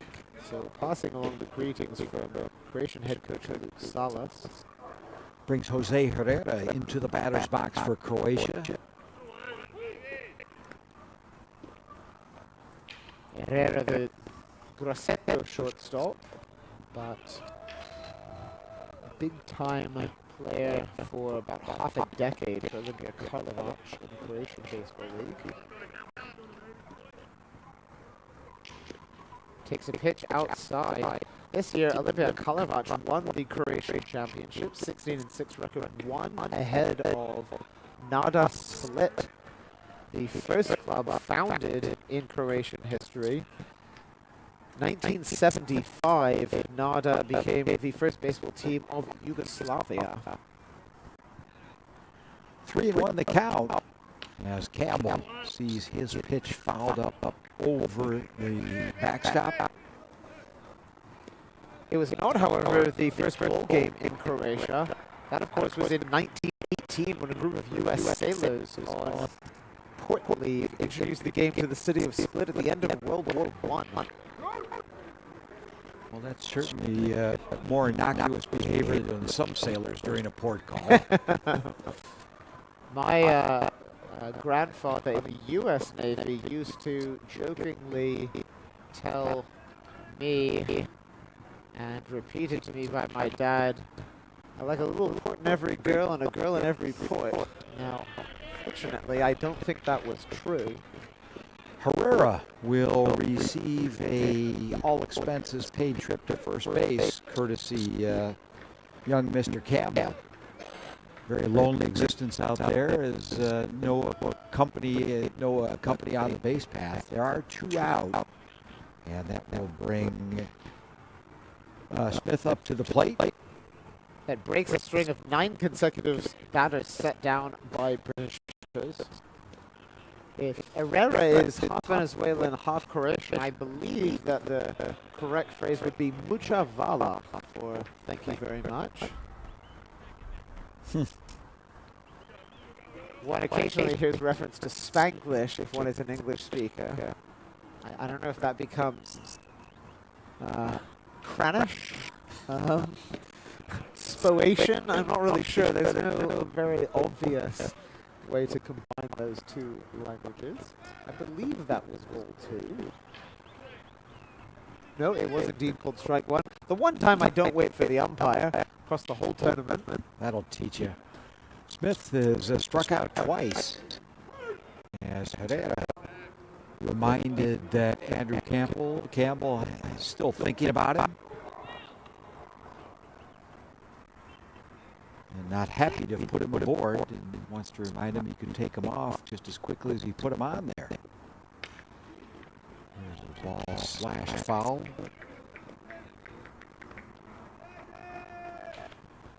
The rest of the Croatian Baseball Championship, Vindija Varaždin, Medvenica Zagreb, and Baseball Club Zagreb, 2 teams in the capital city, split on the coast. Karlovac in northeast Croatia, Varaždin also in the heart of the country. Smith passing the ball about chin high. Count moves to 2-2. Croatian clubs also play in a league with Slovenia and Slovakia called the Croatian Open League. This year, the winners of that, though, the final championship weekend has not yet been played, so the regular season winners of that, the Slovenia club, Krajinski Lisjaki, I believe, if my memory serves me correctly, I'm about 90% sure of this. Krajinski Lisjaki translates as the Lisjaki Bunnies. Swing and a miss. And the one-time golden flash was unfortunately a flash in the pan during that at-bat. Bill Smith retired for the 3rd out of the inning, and quite the performance so far from young Andrew Campbell. 2 shutout innings, 4 strikeouts. Had a walk, but that was only after a 7-pitch AB. What a find for GB. Has looked electric at times in this tournament. We'll take a brief pause, though. 2/3 of the game complete. We have only 1 run. It's GB 1, Croatia 0.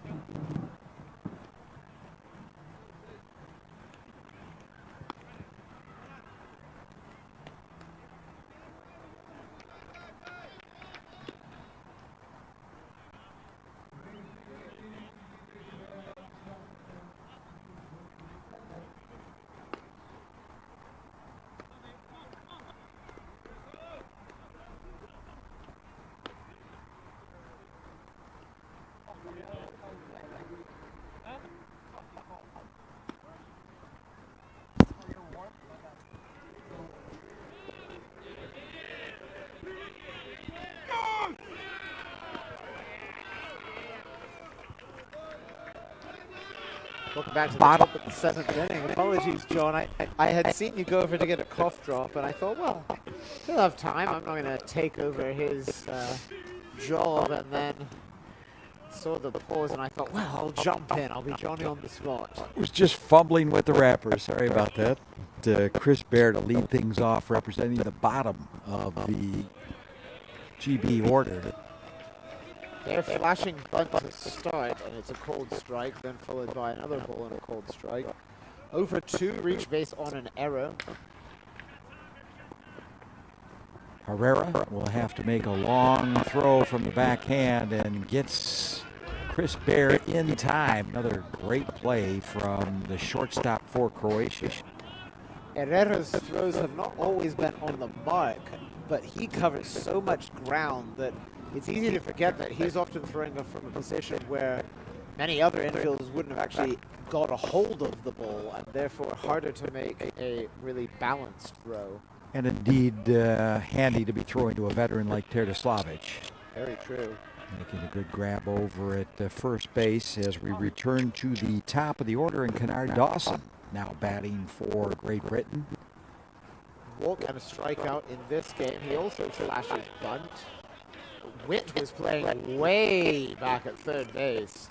If Dawson had been able to put that down, that would have been an absolute no doubt infield single. Instead it is 0-2. Dawson not as many chances to hit in this tournament, but 300 plus average in his last 2. He's a catcher and corner outfielder. Dawson passing on a chest high pitch, and the count moves to 1-2. That one a little bit lower down in the zone, but not enough to tempt Jason Milebo to ring it up as a strike. Yeah, the count evens at 2-2. There's one fouled off, back being over the backstop.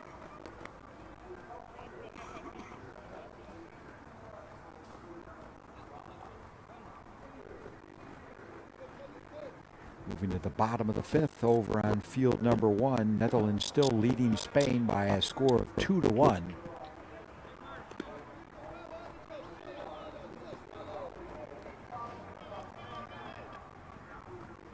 Two close battles going on. Short distance away from each other as Dawson serves up another souvenir. One of the fun things about doing games in the big field, particularly with school children in the house over the last few days, has been the appreciative squeals and running up and down as Dawson works what was an 8-pitch walk. Nice work by the new leadoff hitter to get his way aboard.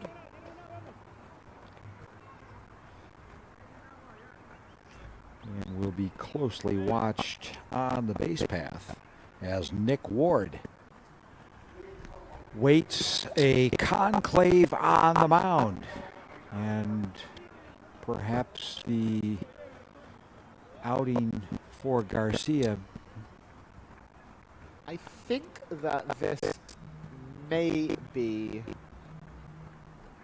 pitching coach Dennis Palasek.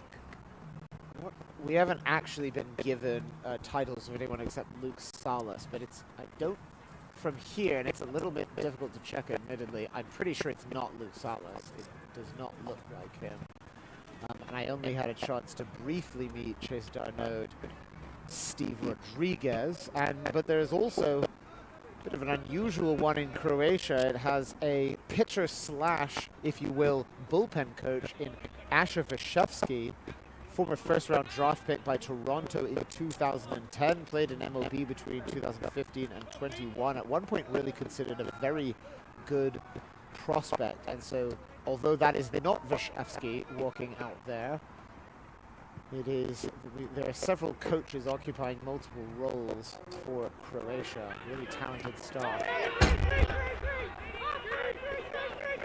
I don't know if that's what they drew up in the meeting on the mound, but the result is rather disastrous as Dawson is able to scamper over to third base after the errant throw to first. Dawson was going, and the reason why you put a runner like him in motion is exactly that, because he is so electric fast that even when he is picked off, the throw over By the time it was at first base, they already had no chance at Dawson. That is how quick he is. He can steal a base despite being picked off. That is not an easy thing to do, but you set him in motion because you never know what happens. And had the mound visit not occurred, what I was actually about to say was, with a 1-0 lead, I could see GB putting its fastest player in motion.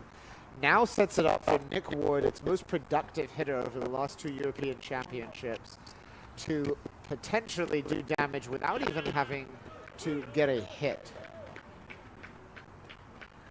He's 0 for 2 with a walk today.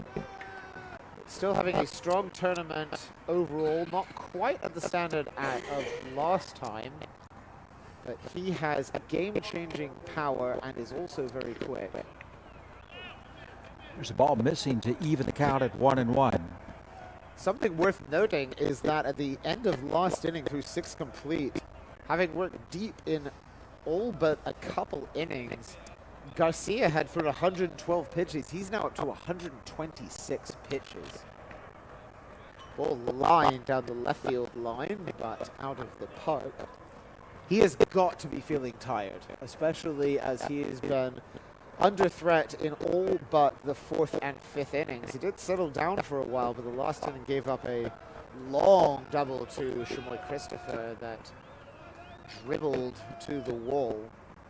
And then a very long walk to Kennard Dawson. He's got to be tired. Garcia delivers. Ball is sprayed into center field and have some trouble getting after it. Dawson has long scored. And Ward will arrive at second base with a stand-up double. So Ward doing what he does best, which is spraying line drives. That one up the middle a bit on the left center field side. Not really clear why there was if there was an obvious reason for the bobble or if it was just a combination of factors, but right fielder Andrea Tomic, center fielder Kruno Gojkovic could not come up with it. I mentioned that Ward had good speed. He was into second base. There was no doubt he was thinking too. I suspect that there's a chance an error could be charged, but it may just be a straight double. Incredibly, in the ball game, that is only the 3rd hit for GB, whilst Croatia has 1. So 4 total hits in the game. Really a very low-scoring, low-hitting contest despite all of the base runners. We will have a pitching change. My man on the binoculars is going to try and work it out, but we have what appears to be number 2S. I suspect that is 25. That looks like an S to you, right? I almost went for the binoculars again, but I realized that's just a very funky number on the back of his jersey. Well, befitting of this player, who will find out as we can. Croatia's roster, a bit of a mystery. What I can tell you, thanks to the advanced scouting report from GB's Chris Knobloch, is that we will be seeing a knuckleballer on the mound. And looking at Chris grinning behind me, he's as excited as I am, because as fellow Red Sox fans, beloved to us was Tim Wakefield, one of the all-time great knuckleballers. Off the top of my head, I'd probably say he's the 3rd best knuckleballer in history, 200-game winner. And I believe it's going to be the veteran Antonio Horvatic. Horvatic has been playing for what seems to be as long as there has been Croatian baseball, yet is only 2018. I'm going to try and see if I can find this out, but I think he was playing for the senior national team at 15, if I am not incorrect, and has played every tournament since then. So 25, or 2S as it appears, will step in and will get Julian Sanders with the runner on second base. Jeff Salazar creeping around on the third base side. He was quite near the dugout and then moving sort of like a spider towards the first base coaching box. All part of the very, very detailed game plan, no doubt, by GB's deep coaching staff. hard throw back to second. Did he get him? No, he didn't, but it was closer than it probably should have been, as Ward, I think, was caught off guard. But a good movement by Horvatic. I'd also say that Horvatic threw probably 10 miles harder to second base than he did to home plate, which may have also thrown him off.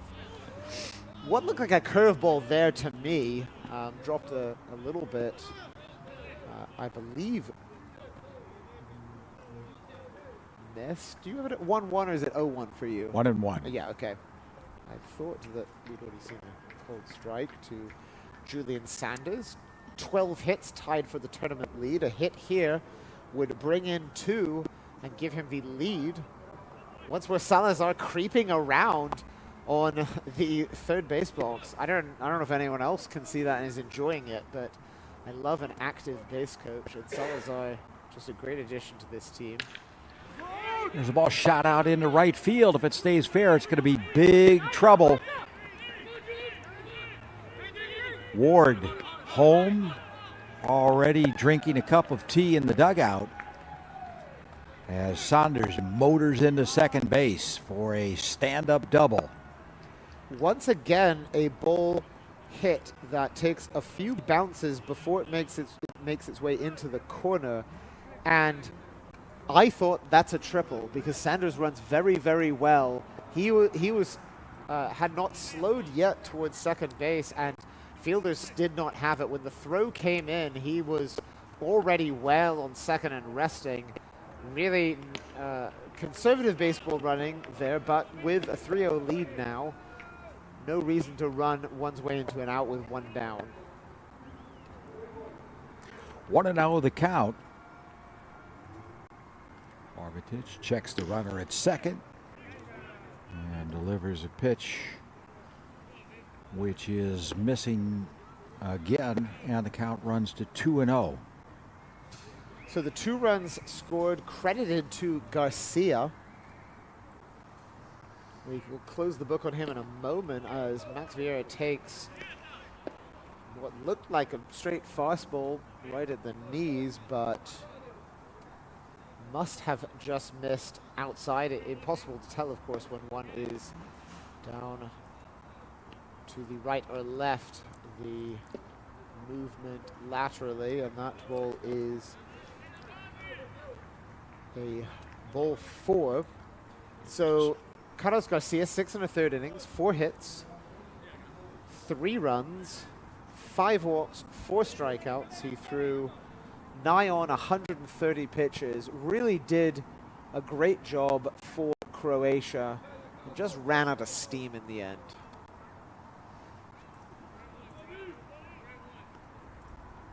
So Horvatic entering. He plies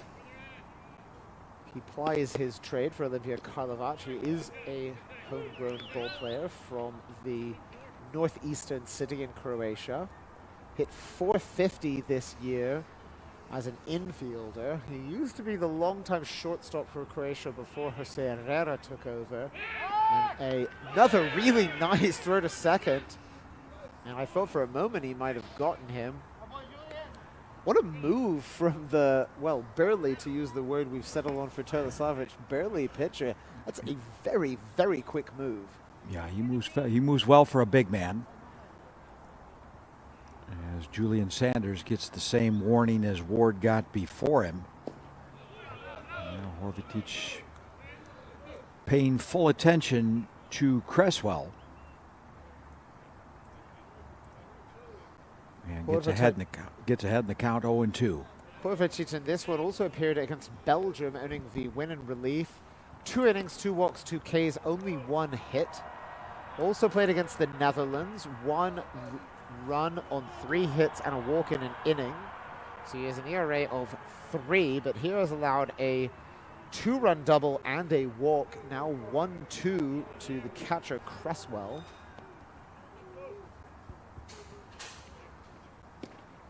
Swung on and missed, and Cresswell is the victim of the first strikeout from Horvatic. Horvatic there, I think, pulling out a knuckleball. Could have been a curveball, but it had a bit of a wobble to it. And coming in also, I would guess, in the low to mid 60s, just a big change of pace from Garcia, who's sitting probably mid 80s. And the new batter, Flaherty, takes a pitch, waiting for a call. It is indeed a ball.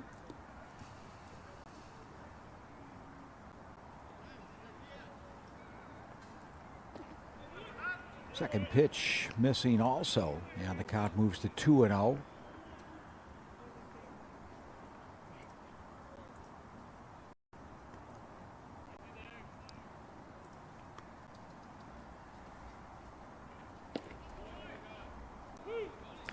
Called strike.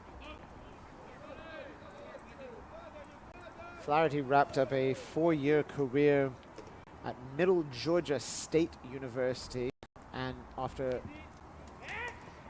what would be the better way of saying this? After 4 years at Grinnell College, he wrapped up his career at Middle Georgia State, which is a Southern States Athletic Conference, former home of the Lee Flames, also home of Bruton Parker, which has a representative in this tournament, as the 2-1 pitch is a called strike one, along with several other universities. Over 5 seasons, 268 average, a good 398 OBP, 387 slugging percentage. Lays off the 2-1 offering, and the count moves to, well, take that back. He laid off the 2-2 offering, and the count moves to 3-2. He has the ability to draw a hit by pitch, 29 in his college career, but here skiesable to center field, caught readily by Croatia's center fielder Gojkovic, and that is it. But a big inning for GB, John. Absolutely, and putting a little bit more run support behind their pitching. And on a night like tonight, when the runs are coming difficult for both sides, and as the temperature continues to sink, you got to wonder if that might be enough to get them over the stripe. As it turns out, as we head to the bottom of the 7th, the score: Great Britain 3, Croatia 0.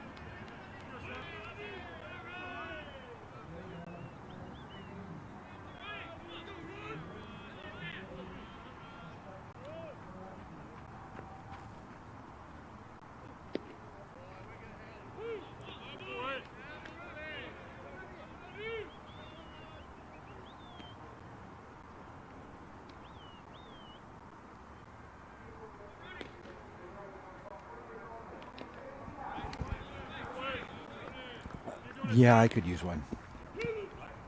Ball fouled off on 0-1 by Ronald Kusalovic. Had a chance to chance to chat to his dad, former Croatia head coach Ken Krasilovic, in between games yesterday and today. 0-2 pitch is a ball from the new GB pitcher. That's number 27, Jack Seppings, who was absolutely electric in his previous appearance. Called strike 3 by Krasilovic.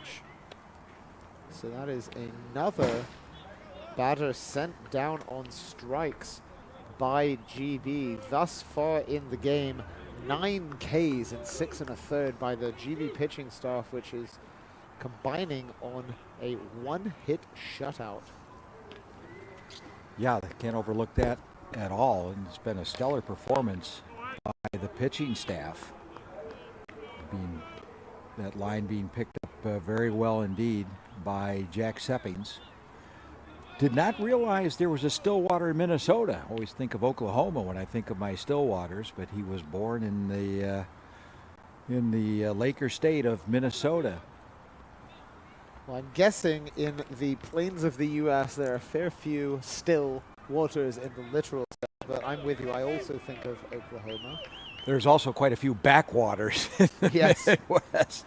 Well, if we're the further we dig into the funny names on the plains, as this ball hit off the fist but long down the left field line, you can get some very unusual names in the South and Midwest. Absolutely. Of course, the biggest challenge is always knowing how to pronounce them, because you Yeah, can never true. take it for granted. I'm going to assume that Stillwater is pronounced Stillwater, also in Minnesota, as we get a ball fouled back in the screen. You know, one statistic I don't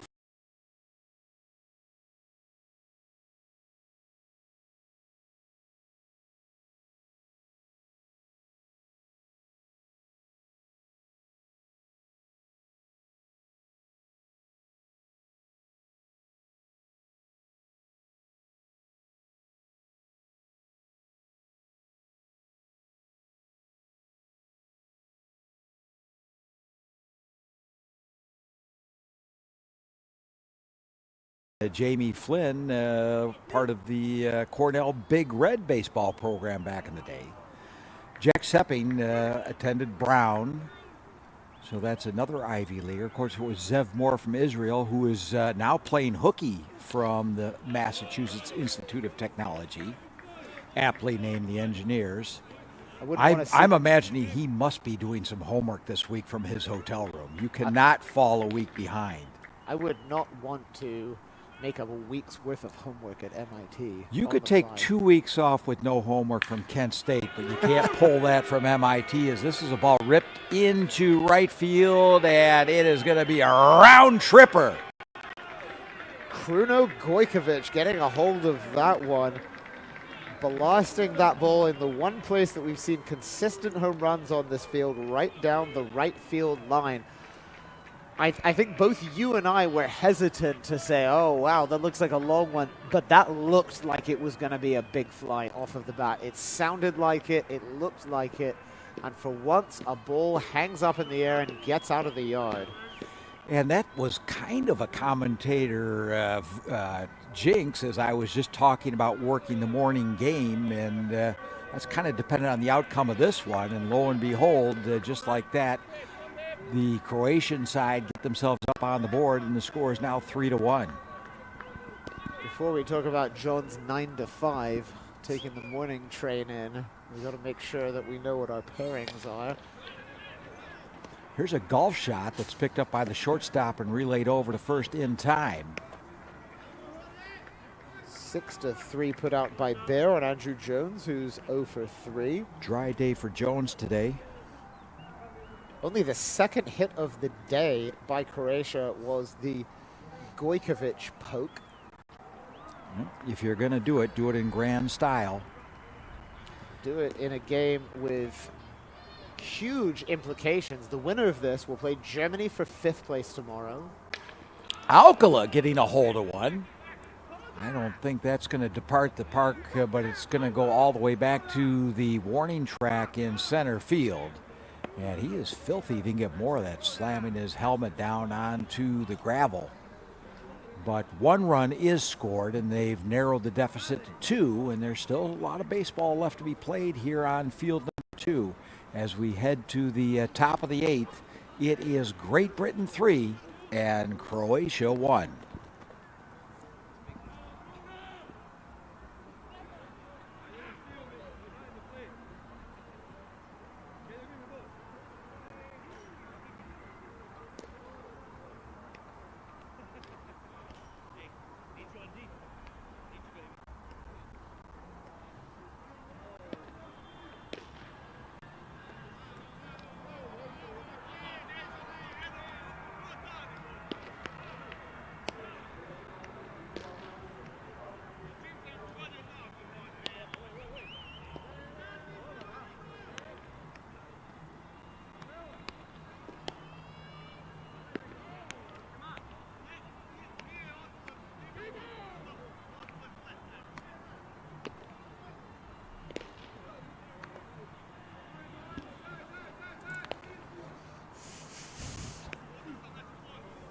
Okay.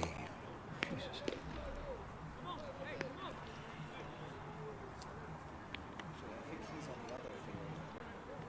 Who? Oh.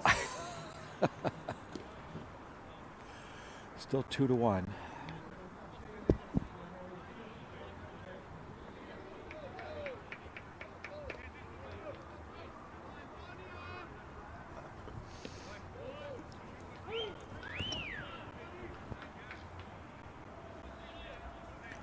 Welcome back as we get things started here in the top of the 8th inning, and a little bloop hit to the second baseman. And just like that, the first out in the top of the 8th is Christopher is sent packing.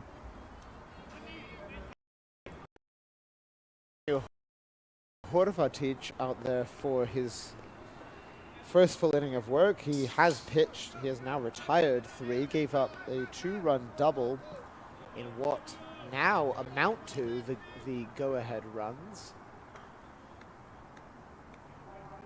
I think looking at his jersey, he is an upside-down 2 for his 5. Oh, that beautiful curveball there. Just a classic 12-6 curveball.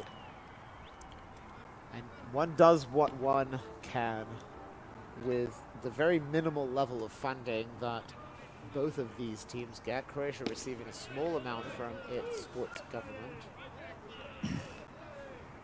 GB, no stranger to uniform issues, despite having one of the more handsome set of uniforms in any tournament. So 1-2 count working to Ward, and Ward fouls one off. 0 for 3 thus far, a pair of groundouts and a fly out.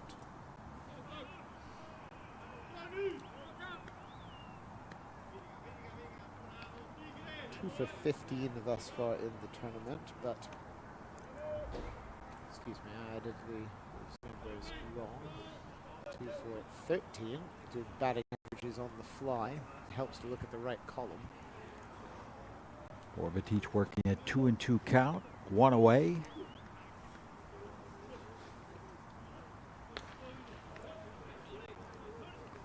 Objective to get GB back out in the field and see if those recently awakened Croatian bats can continue that rally into the bottom of the 8th. Croatia has certainly shown the ability to change the game on offense. This ball misses low and outside to go to 2-2. Bottom of the 6th over on field number 1. The Netherlands up to bat. And the score is still 2-1 in favor of the Kingdom of the Netherlands as they do battle with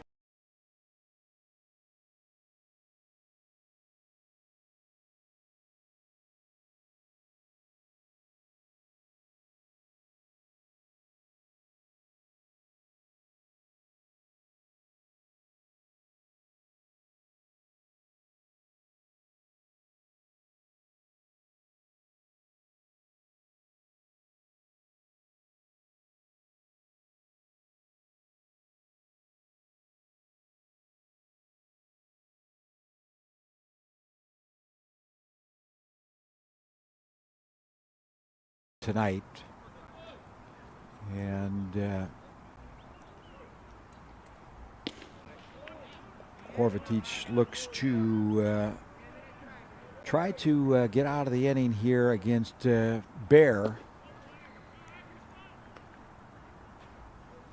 There's Christopher Allen Bear. He's now looking at a 2-0 count. On that 3-0 count, I'll tell you that Croatia defeated Austria 4-2, and then Belgium 6-3 on the Belgians' home territory. Then had a big 9-3 win over a Swedish pitching staff on ball 4 there to Bear that has been untouchable by most teams not named Spain.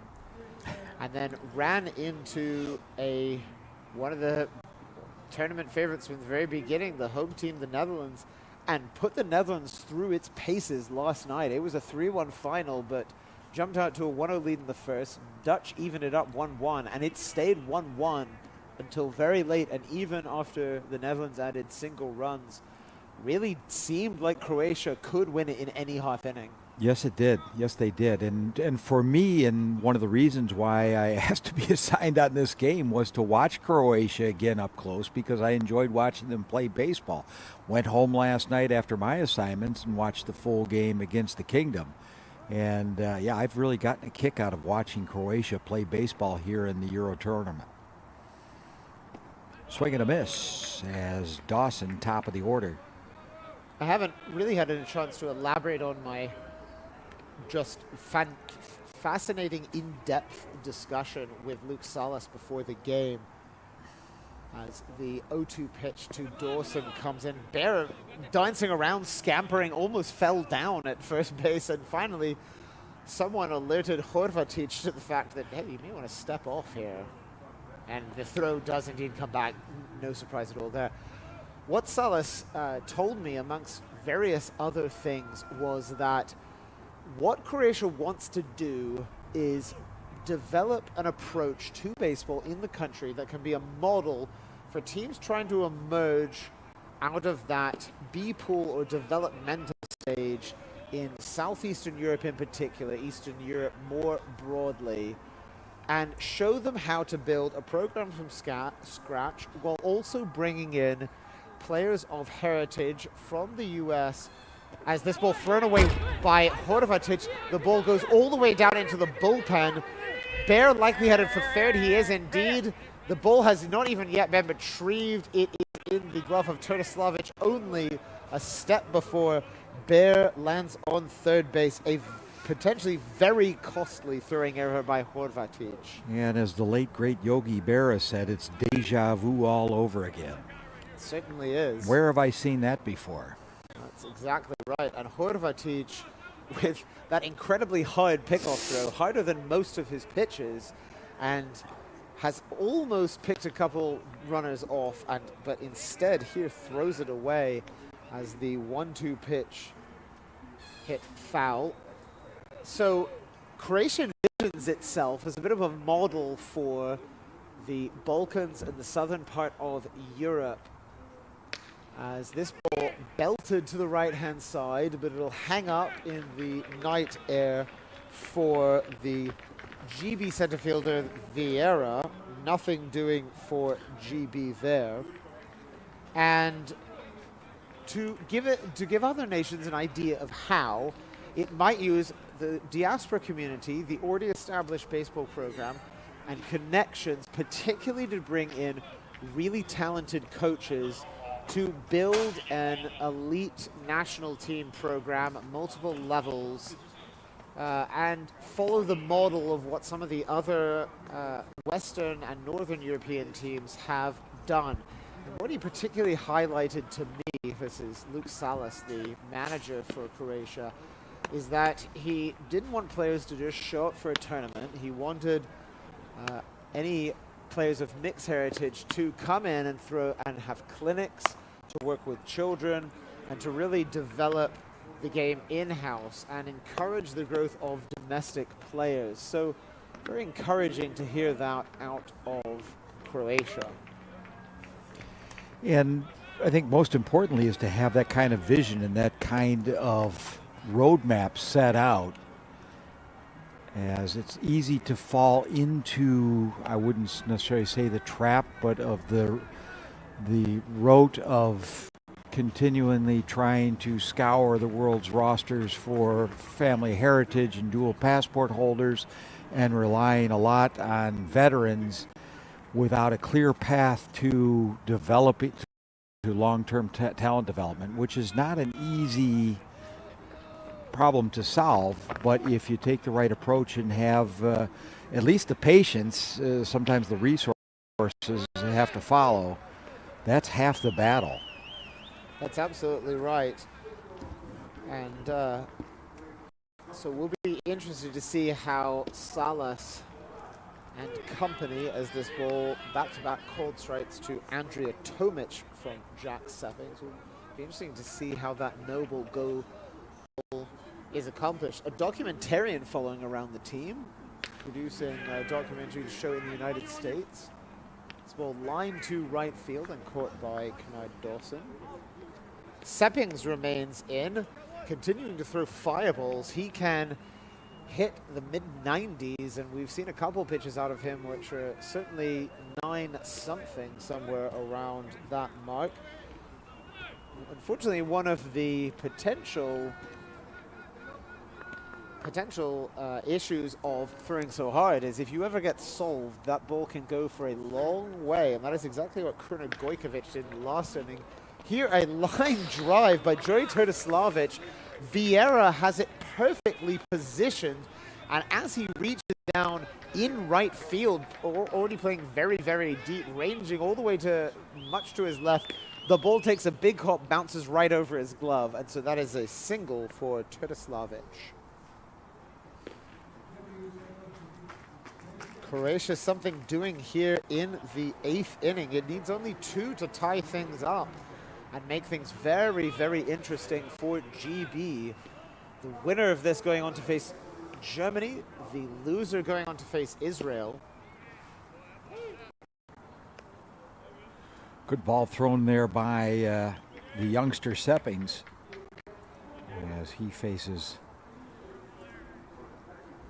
the next batter in the order, Jansen Witt.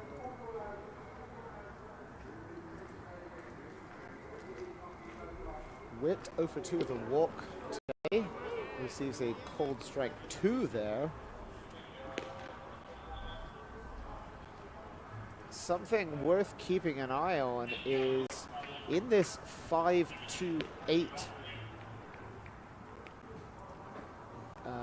bracket, if you would call it, sub-bracket for placement.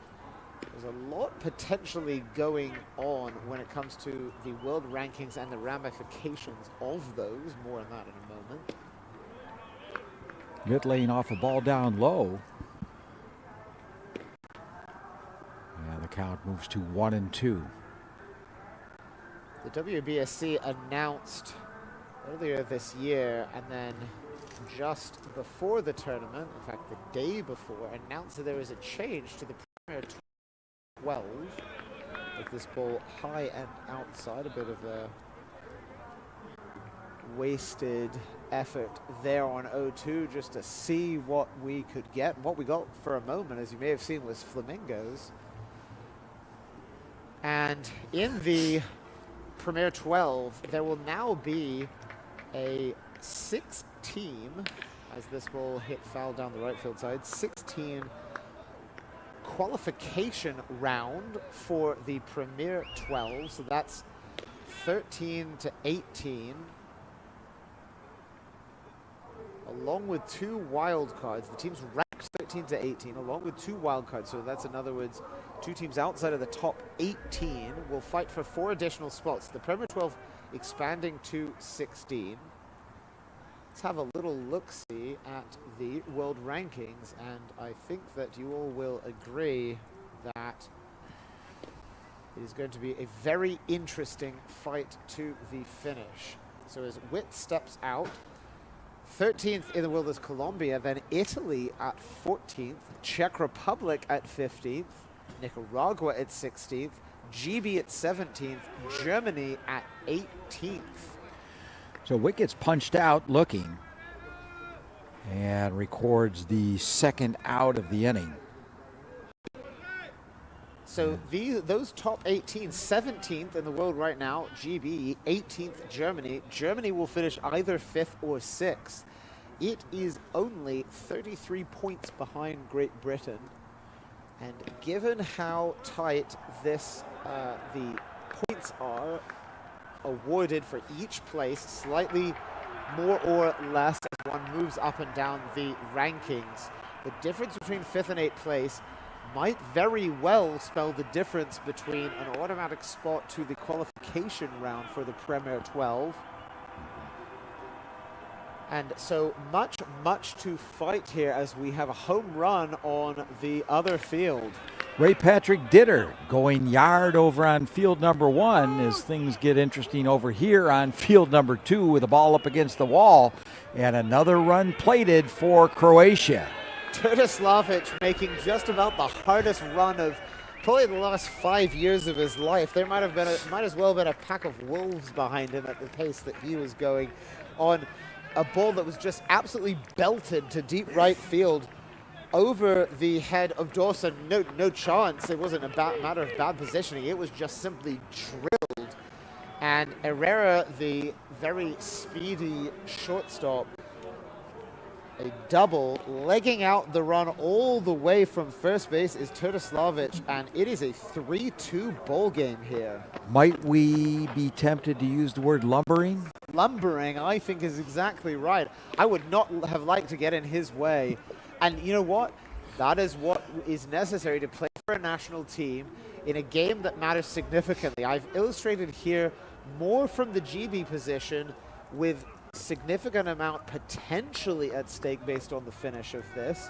As some of the teams above it, the Czech Republic and Italy, will certainly finish above. Czechs in the bronze medal game, Italy in the European Championship game.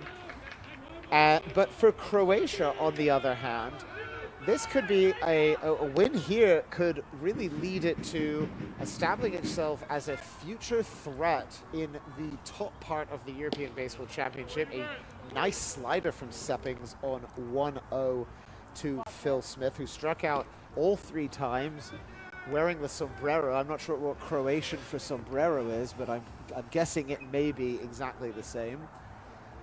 And it could improve from a world ranking of 37. Now, the amount of points gained from higher finishes in continental championships, the further one goes down the world rankings, significant boost potentially. So Croatia here fighting to make a big leap up the world rankings.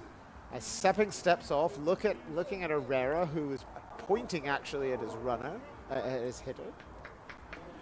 Trying to encourage Smith, and they could use his help right now with a man at second and 2 away. And Smith on a bit of a dry spell this evening, swing and a miss. And the 4th K for Smith noted. And that brings an end to the inning for Croatia. Well, they nibble away at that Great Britain lead. And as we go to the bottom of the inning, it is 3-2 in favor of Great Britain as they lead Croatia. Hold you here for just 1 second, as I think we have something to report as the Rotterdam foghorn signals from stadium number 1, and there is another ball hit up into the night sky and escaping the park over the left field wall. John Dido Trump hits another home run. I believe 3 of the kingdom runs have come off home runs, and they now lead Spain by a score of 4-1. Very similar game, it would appear, against Spain with the Netherlands as it was on day 1 with GB and Netherlands. Close game, both sides showing some power, and the Dutch just pulling ahead near the end on a series of moonshots. That one a no-doubter from Trump down the left field line, but it was out by a mile. Meanwhile, here we have a thriller on our hands. 3-2 GB. The temperature continuing to drop. Our breath in the booth easily visible. I don't know if it's me and my jinx, but the only thing I've had on field number 2 over here have been nail biters. Had one yesterday with Israel, and once again today with Israel against Germany. Israel fizzling out yesterday, and today against Germany, and now with the GB and Croatia locked in a 3-2 battle.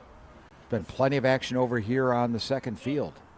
Funny thing is, in the games in which you've been over on the main field, there's been quite a few blowouts on this field, and yet you and I have called really a series of just excellent games. We've had some great games by Sweden, great games by GB in the Netherlands was a thriller.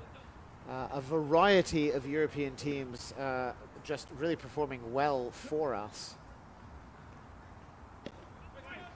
And of course, that first Israel game I was referring to was against the Czech Republic.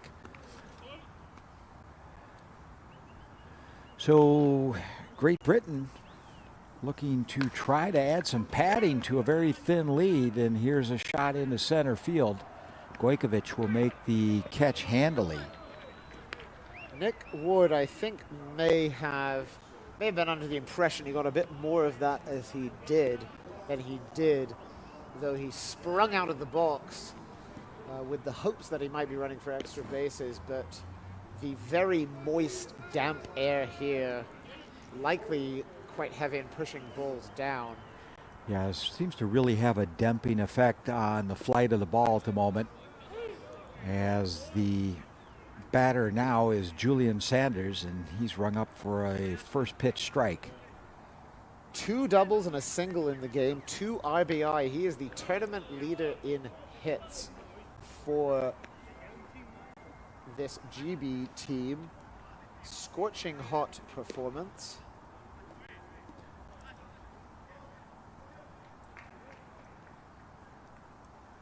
Currently tied for the, I'll come back to that thought in a moment, as the ball hit out to second, and playing a bit of pinball with it is Jorman Alcala.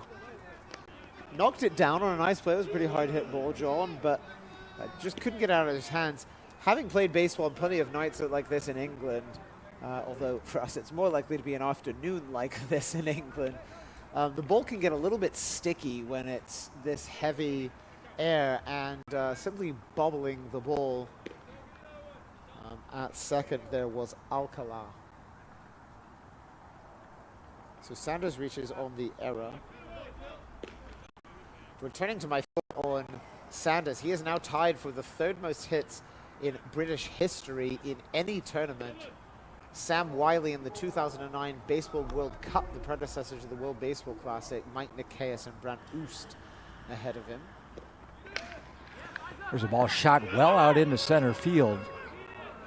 Gojkovic not able to come up with it, or is able to come up with it, tries to double up Saunders back at first. It hit the patch. It was difficult for me to see, and I wasn't sure if he caught it or not until he came up throwing back to first like a... That's exactly right. And I didn't help John here because my body language was something along the lines of, because I did actually think he caught it, but it looked like he didn't know he caught it, which was really odd. It was almost like, hey, look what I got here. But probably just a matter of the fact that it was smoked and only hanging up at about 3-4 feet in the air, which is always hard, as we got a throw over to first base by Horvatic. Will Cresswell stepping in over 3 with an RBI on the sacrifice fly that scored GB's first run. First the center fielder, now the pitcher trying to get rid of Sanders over at first base, as the attention turns to Cresswell in earnest, and Horvatic serves him up a strike. Looked like a changeup from Horvatic. It's a little hard to tell on his pitches, but he might have as many as 5-6 different pitches, and frankly that is very much my experience with him. I've seen him pitch quite a few times, and pretty unpredictable pitcher in terms of pitches it counts. Curveball there, though, no doubt. 0-2. As Saunders took off down to second base, and kind of a half-hearted throw, allowing Saunders to move into scoring position, albeit with 2 outs.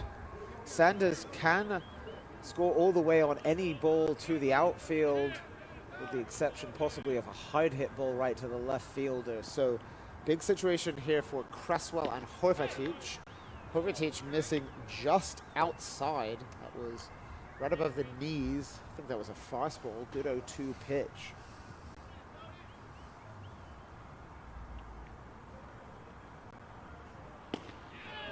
Swing and a miss, and Cresswell is retired courtesy a strikeout from Horvatic. So Croatia get themselves out of a jam as GB strand a runner at second base, and we head to the bottom of the 9th in a last chance inning for Croatia. Great Britain leading 3-2.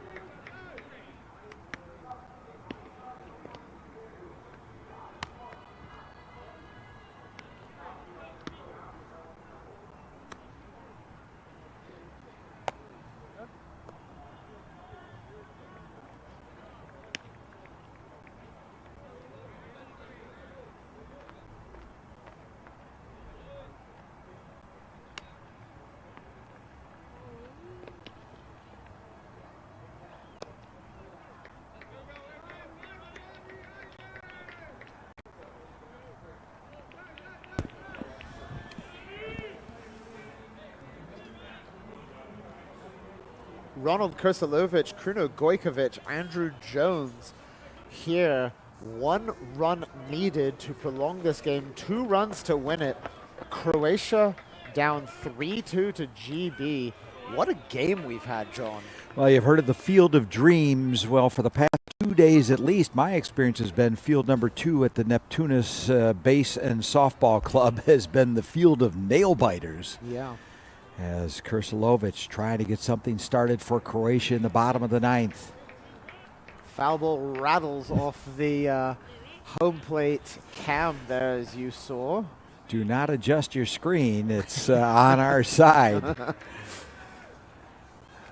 Quick 0-2 by Seppings. Seppings missing down low.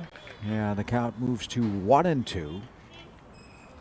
Interesting to see Seppings back out there, from my perspective, as he's looked both dominant and also, for those hitters who've solved him, the balls have gone a long way.